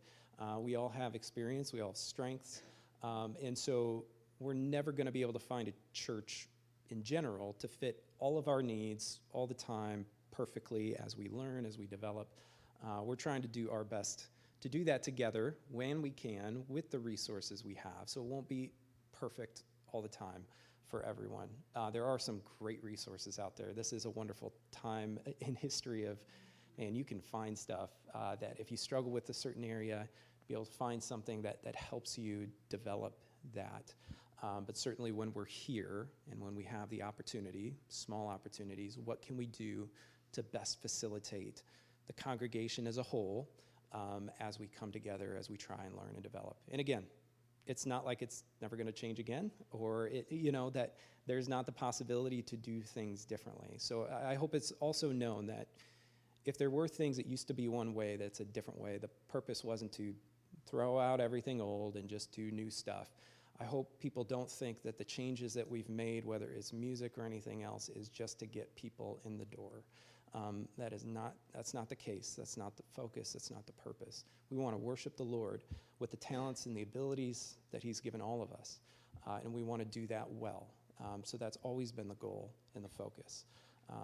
Sometimes that means doing things. We'll do things a little different. We'll bring in new songs, amazing music that's being developed. And so I hope that's the mentality, that's the focus. If it's not, then yes, there needs to be additional conversations, and that's where it comes to this of, okay, confidence or no confidence. I don't feel confident that that's what pastor or the leadership wants with these changes. That's kind of a separate issue, a different thing. So I don't want to go too long, but I also don't want to cut anybody off if there was any other discussion or concern or conversation. Yeah. I'll just say one quick thing, and this is my perspective. I think we're never gonna be in agreement with everything, like kind of what you're saying. With Jim, that was important to him, Sunday school, and all the different things. For me, for other reasons, I can't tell you all the reasons. I didn't appreciate all the Sunday school stuff, but kind of what Drew said, you had your service, and then after service, you go over what you just learned, more's gonna stick, 'cause I forget really fast too. We used to have growing up in this church, there's 3 services, Sunday school, they talk about something, pastor would preach something else, night service would come in for something else, and I forget everything. For me, it was overwhelming. I can't remember that way. Not that something would stick. Right. I'd have something the pastor might say that I would just try to take a few things out. But I have my own feelings on that stuff. So, but not everybody, as far as preferences, is going to be different. There are going to be, the world is changing. Not God's word's not changing, but the way you do things are going to change. And so, different pastors have their goals or visions. And so, I forgot about this till I was thinking when Pastor first came here, and when he first preached, I was like, I was a little taken back at how good a preacher he was, So, and I forget that, when he actually decided to become a pastor, I was like, I didn't really think he would come to this church, and so, I forget, sometimes you forget those things. Yeah. So, he's not perfect, Right. If we hold pastor up to this level of, he's Jesus, You gotta fail. he's not gonna make it, Yeah. So, he's gonna not do things perfectly, but, I'm not, probably not gonna like everything he does, but, we gotta, if we're not all unified, we'll never get there.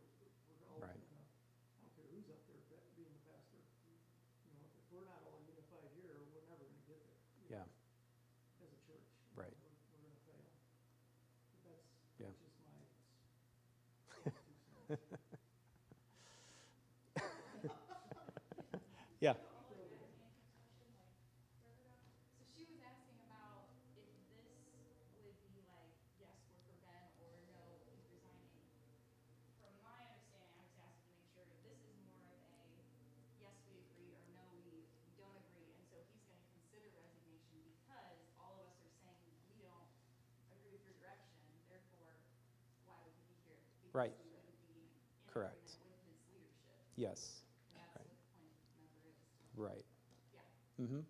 Yeah. I guess I just wanted to clarify that. Right. That's where I was going with that. There you go. That's right. All right. I'm with Jim as far as, a lot of things have changed. I mean, back to Neil Watson, I don't even know if it was Neil Watson, I remember the people singing up here, there's like 20 chairs up there, and, you had the choir singing. You had a lot of stuff going on, and the Sunday school was before church. I like that, I like the prayer meeting, I miss the prayer meeting. Things have changed. Are we changing? And like I agree. Are we changing because we want to change for the world? And I shouldn't say my own opinion, but my own opinion is, we don't have a dance ball, for the people. I'm sure I'd like to see one. But we don't have that. We don't really focus. I hope we don't focus on the music, because Yeah. that's what most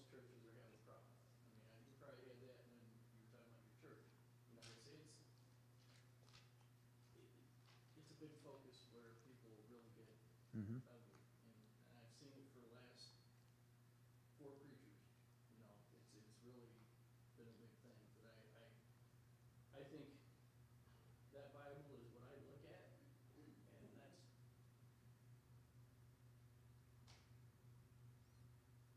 me. Mm. That's what it is. Yeah. So,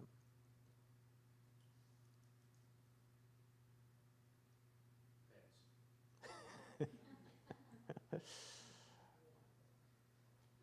pass. And I just wanna tell you, if you think this is a wild dance party, No, you need to go to some churches. Yeah, that's right. My kids are like, what is this? yeah, I've seen it. Yeah. They're learning now, Right. they've got some of them now, like, these are called hymns.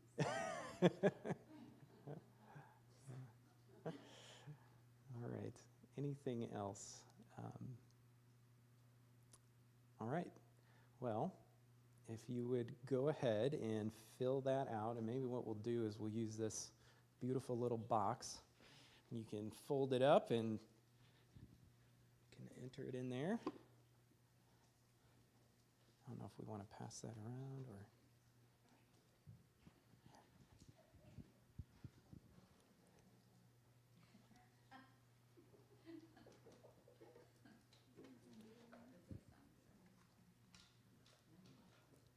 What's it?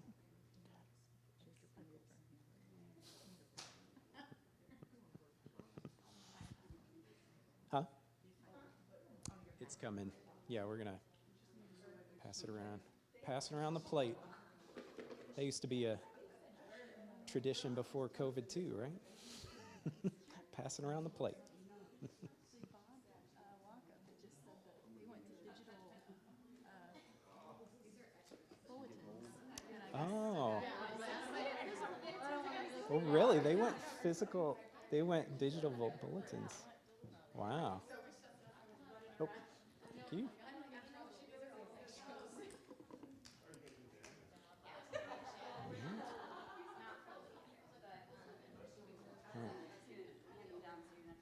That's all right. All right. Anybody have some good dad jokes or anything they want to share while I count these? I don't know any jokes. Nicole, you want to say anything? I'm not funny at all. What's that? We need to go and do the salary part. Yes, I figured we would probably do this first, but any other? That's right. But are there any other budgetary pieces that we would need to go over? We do have to have them in the minutes. Okay. Yes. Yeah. I was gonna do that right after this. Tiffany is watching online, she said you have to, she missed everything because the mic wasn't passed around. So Uh-oh. maybe if you say anything else, or if anyone else talks in the crowd, you need to pass the mic because people are watching. Should we start all over again? Okay.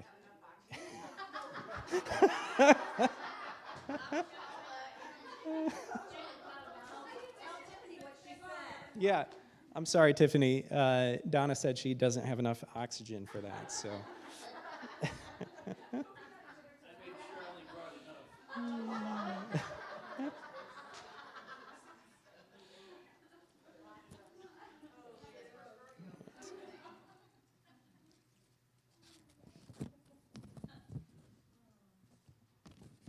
Somebody's got to do something with this microphone. Don't just sit here and stare at me do this. Yeah. Jason's, yeah, that's right. We could call that an Amazing Grace moment. Anytime something goes wrong, we can we could sing Amazing Grace.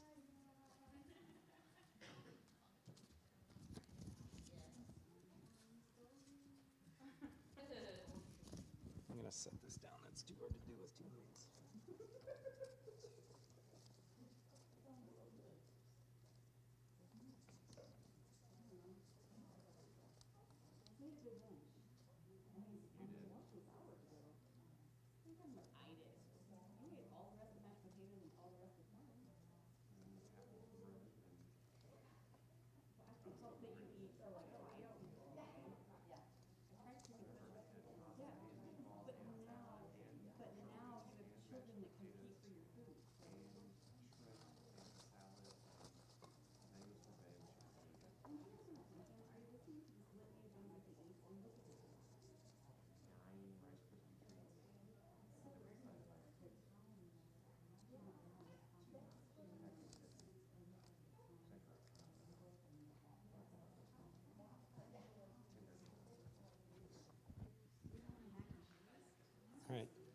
So first of all, I had two that were blank. I don't know if that was on purpose or accident. They may have been put together, I don't know. But just for the record, I had two blank. I had 15 yeses and 4 nos. So that was the result. So I don't know that that's like an official, a decision or anything, but that was the results of the vote, 15 yeses and 4 nos. So again, before, I'll let Pastor know, but before we move on from that, any other conversation, because we do need to talk about the salary piece, and then I think we vote on the budget overall, correct? The 2023 budget. Yeah, we vote on this piece, And then, he would come back and we vote all together. okay, all right. So for pastor's salary, as you can see in the budget, this past year, his total salary is $27,600. $100 of that is labeled for salary. The rest is for housing, and I think we talked about this last year. This is something that pastors are allowed to do. So the IRS has a process for allowing them to receive their salary as a housing allowance. So even if they don't live in a parsonage, they're able to utilize that for housing expenses.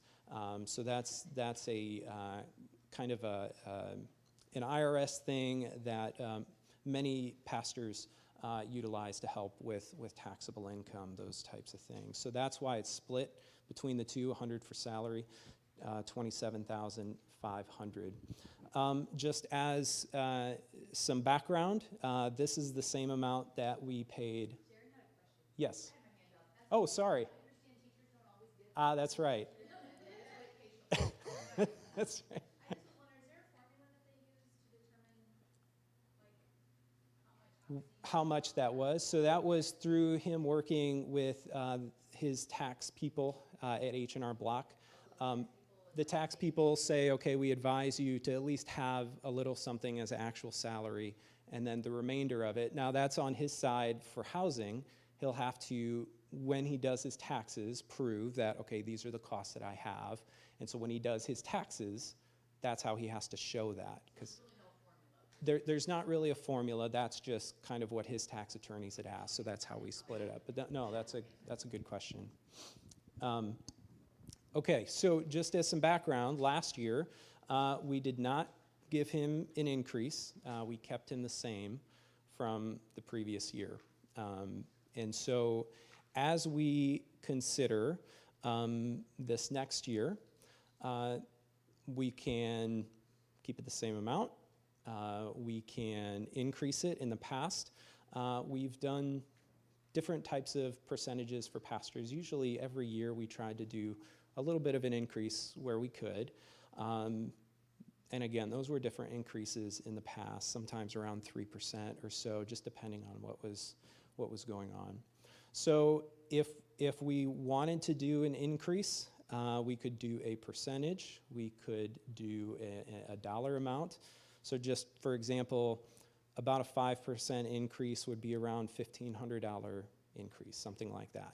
So are there any thoughts, conversation about salary, about pastors' salary, whether keeping it the same or giving an increase? I'm sorry, I didn't know if Debbie read the minutes. Do we usually read the minutes from the last meeting? Yeah, we didn't do that, did we? Okay, well, I'm just wondering, like, what we did last year, like, did we get extra weeks? Yeah, we did. Yes. Yes. So instead of giving him additional income, I think we gave a couple extra weeks. You want me to read that? Yeah, go ahead. Says Pastor Ben and Jessica stepped out. Oh, I'm sorry. Pastor Ben and Jessica stepped out to talk about Ben's salary. Elders wanted to give him an additional Sunday off, so Pastor will have 3 Sundays instead of 2. He can use them however he wants. Sharon made a motion to approve that, and his housing allowance, the way it was set up, Scott seconded.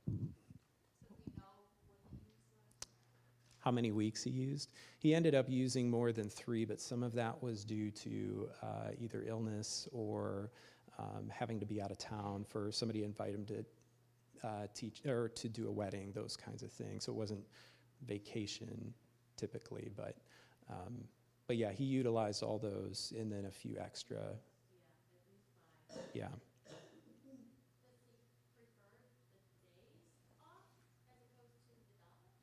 Yeah, so there are some already days built in. So when we have a special speaker come or missions, we generally have not counted that for a pastor's time off because usually if they're still here or still, yeah. So yes, he would love time off, and certainly because it's not just this ministry, but it's also his job. He's got a full-time job, and so I think it's probably wise for us to be able to provide a pastor time off so there's not burnout and those types of things. Yeah. He asked about, I think he's thinking of going on that missions trip. If he does, he asked if that would be counted as vacation. We said no. Right. Yeah, that would not be vacation. He's already talking to TechStep about how to utilize those things properly. If we change that monetarily, that may change his situation there. It might be easier. Change $100. Right. Yeah. He only pays taxes on $100. Right. In 2075, he can deduct. Mm-hmm. So it might be better overall for him than to give him the days. Housing costs have gone up a lot. Yeah, so we could still give him an increase. We could talk to him about, okay, how would you want that? If you want to just keep the 100, we could put any additional amount into the housing piece. So that's just how we show how we pay him, Yeah. Yeah. That's what his W-2 looks like. Correct. His salary is 100, and 27.5 is designated as housing. That housing is only with his Boronis house. Right. It has nothing to do with the Carson Mission. Correct. Mm-hmm. Yeah. This last year, we gave him 3 additional Sundays beyond, like if we have a special speaker or something like that. Correct. Yeah, right. That he's not preaching. Yeah, that's right. Yeah. That's good. Good point.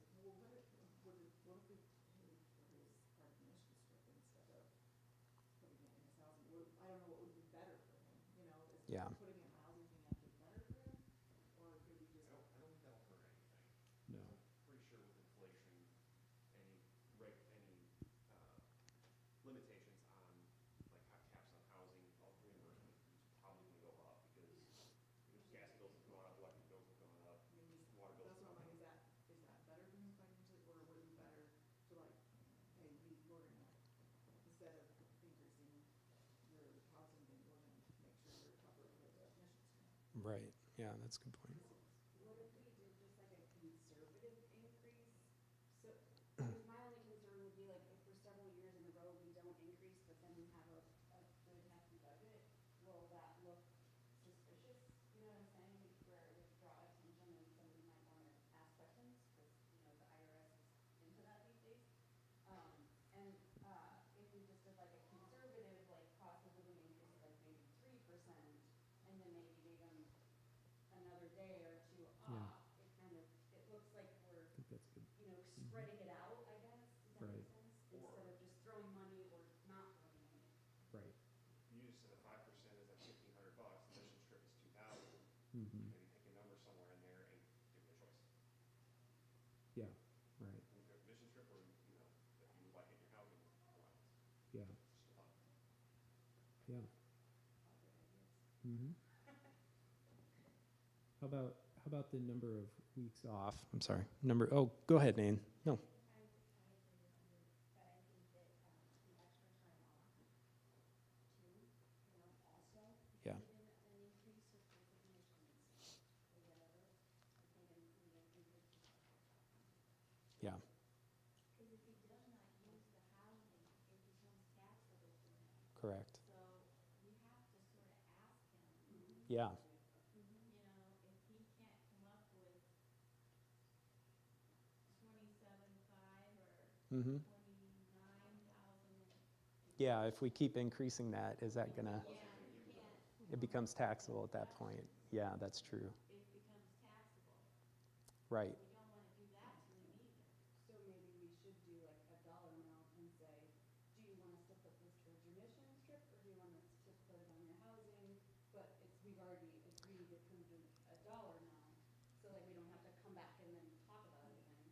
could we possibly get in trouble if we decide to give him money towards a missions trip, but is that actual compensation?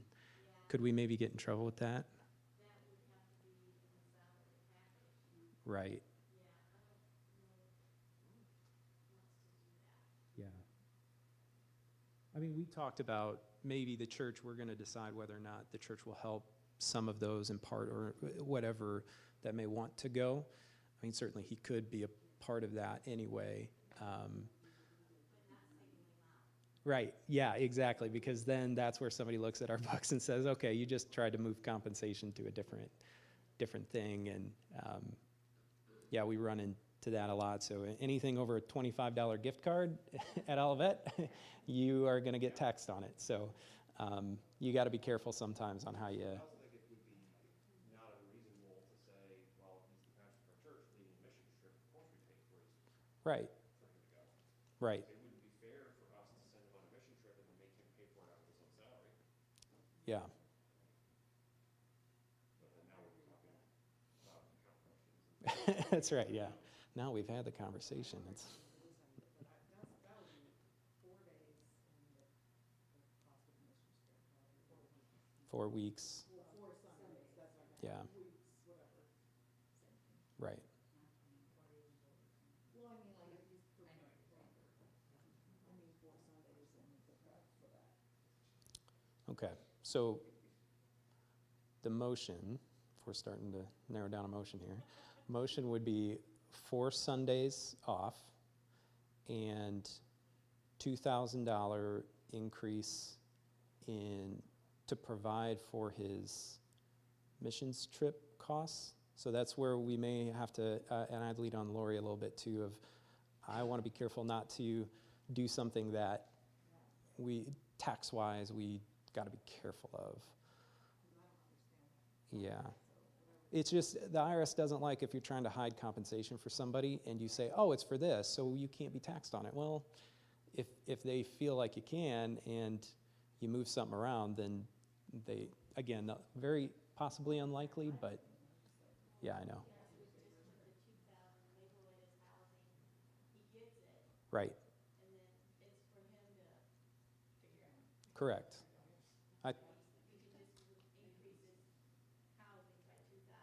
Yeah. Right. The idea would be for that, but yeah. Now, whether or not that's too much for him to be able to claim could be a question, but either way, if it's taxable, it's taxable. We'd have to move something, you know. We could either put it in the taxable line or in the housing. He is the pastor, so he could maybe use that trip as an expense, That's true. okay? Oh, there you go. Okay. He would have to, you know, Right. provide all the receipts and everything to the lady, what's her name? Lisa? Lois, I think. Yeah. Yeah. So she, That's the H&R Block person that we yeah, work with. give her everything, so, Yeah. but I mean, he could do that. Right. Yeah. Okay. So, yeah, it may be better, even though in our minds maybe that's us saying, hey, Pastor, we want you to go on this mission trip and not have to pay for it. We're putting it in the taxable, or the housing piece, so that we're covering ourselves for the taxable. Okay. Can you say that's part of his job? Right. Correct. Okay. Okay, so we're going 3 Sundays, there's no penalty if he goes over, right? Correct. I think somebody said 4 Sundays. 4 Sundays, Yeah. there's no penalty if he, I don't know that we've ever penalized a pastor in the past, and maybe you know that. I don't know that we have put a, you know. I don't know, I can't do that word. I know, yeah. I know. Penalized, Right. Right. But yeah, I mean, at some point, if there's an emergency, obviously we would work with them, or yeah. Are we agreeing that the pay date stays the first of the month? First, That's what he has requested. yeah. So that needs to be in the minute. Okay. Salary's 100, so increase 200. Okay, Okay. they've also requested, pastor gets a debit card, okay? It is in the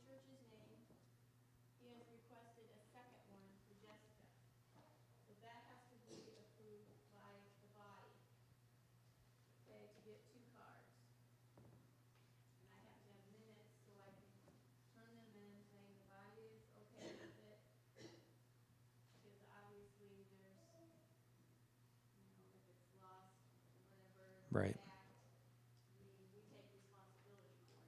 Yeah. Okay. I'm gonna throw a curve on it real quick. Yeah. Because of what you just said. Just to remind people that, Lori, if you buy something for the church, and, you know, we try to use the, tax, thing. Menards has gotten ridiculously hard. What I do is pay the minimal tax, but my suggestion is try and get that tax taken off of there right at the beginning. We have certain papers that you take if you do the buying, but Lori wants she needs a receipt, okay? She needs that receipt for the records to keep track of. Mhm. So remember to give Lori your receipt. Okay. Yeah, and original receipts, right? Like, so we asked for the receipt and, I would like to have the receipts when you go to Jewel, to match them up to make sure that we're getting charged the right amount. Okay? okay, I need to get with Jessica because, and obviously she needs a tax exempt thing for that too, yeah, because we shouldn't be paying taxes on. right. And that's more of a, probably the application time food that we're getting, so that's kind of an ongoing expense, that's quite a bit that, and that's probably why she needs the debit card and is why I'm guessing. Okay, This is the tax exempt certificate that you can take into a lot of places, whoever does the buying, and you sit in and present it to them. Most 99% of the time, Menards has gotten now where they want to barcode it, and you got to get it printed off. It is a pain. mm-hmm, yeah, You got to have it there if you're going to get money off. right.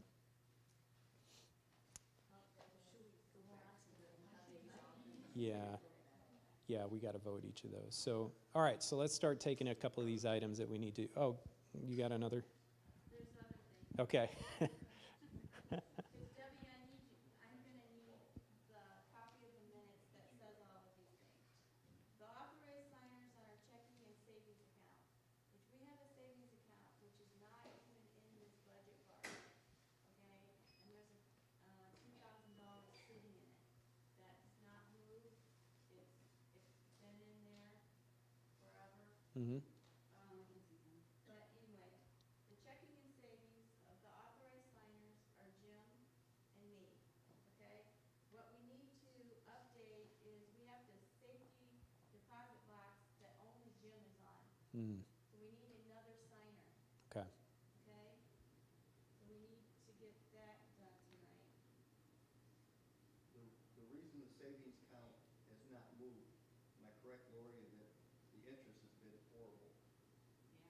Yeah. yeah, We left it like that, moved the money elsewhere Right. when we felt safe that it was safe to do so. mm-hmm, But that's why the savings account is not moving. We hardly get diddly for it. right.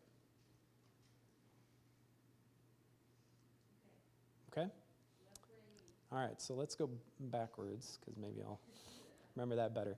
The safety deposit box, so we need to approve another signer, right? Okay, so let's start with that one. I would think maybe it makes, just in my mind, that it makes most sense it would be you, Lori? You can't, okay, that's right, because you work there, okay. It can be me, if you so move. Okay. Right, yeah, I think that makes sense then. I didn't want to be the one to say it, so thank you. That's right, yeah, that's right. Sounds like, should it be you? All right, so is that a motion? Yeah, so I make a motion that you're the second signer. Okay. Oh, sorry.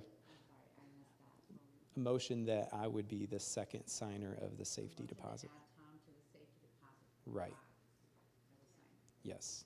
Sorry, Rachel, you had a question? She was seconding. Rachel did. All right. All those in favor, say aye. Aye. Any opposed? All right. Next one, debit card. So to add, and maybe correct me if I'm wrong, to add Jessica onto the debit card as a signer. Need 2 debit cards issued in the church's name. Okay. 2 debit cards issued. Okay, a second debit card issued. Okay. All right. Do we have a Is the card backed by like MasterCard or Visa or something like that? It's a MasterCard. MasterCard? There is protection built in with that, right? Some. Right. Yeah, you always take a risk, right? If you make more keys to the church, can get lost in the mail. That did happen, but yeah, that's right. They're not going to get very far. Yeah. All right. For a second debit card to be issued, a second church's debit card to be, yeah. The church would be on it, yeah. Right. Did somebody second? Hannah second. All right. All those in favor say aye. Aye. Any opposed? All right. Okay. Next one. Do we do days off and money at the same time for pastor, or do we do those separate? Okay. So I think there was possibly a motion, or somebody needs to make a motion of 4 weeks off for pastor, and then a $2,000 increase that would be added to the housing portion of his compensation. So anybody want to make a motion of that? All right, Nicole makes that motion. Rachel seconds. All right. All those in favor, say aye. Any opposed? Okay. All right. Anything I'm missing? The pay period. Oh, pay period. Thank you. Good one. Yeah. Jason motions on the first. All right, Nicole seconds. All those in favor say aye. Aye. Any opposed? All right. Okay. Any other business items? Okay. All right. So now we have to approve the entire budget, the pieces that we talked about before, and basically essentially most everything staying the same except for a few of the missions pieces that we talked about, and then the additional items of expenses that we approved for, which we already voted on. But any kind of the overall budget, other than that, I believe is what we're voting on. So anybody motion to approve the 2023 budget? All right, Scott and Nicole seconds. All those in favor, say aye. Any opposed? All right. Okay, I think that's it. If I could, I'd like to pray before we go. Okay, all those. Okay, Nicole. Oh, man. Tides are turning. All those in favor to adjourn, say aye. All right. Very good. All right, let me pray. Dear Heavenly Father, we are grateful for tonight, Lord, and we are grateful for who you are in all of this stuff. Lord, all these are temporal. This money, all these different things are temporal. We are grateful for them. We know it comes from you. Lord, we know that all these things will come and go. Even the things we fix will break. But Lord, you are eternal, and we are so grateful that we are here together as part of your body to serve this community, the communities that we live and work in, Lord, to spread your word. That's why we are still here. And so we are grateful for this body. I'm grateful for every person that we get to live with and serve with. Thank you for them. We thank you for Pastor and Jessica and their family. Lord, you are so good to us. So thank you for those blessings. I pray that everything that has been done tonight will do so to lift you up, Lord, to glorify your name and make it known. So we're grateful and thankful for who you are, what you've done. We lift up all these things in Jesus' name. Amen. All right, you're dismissed.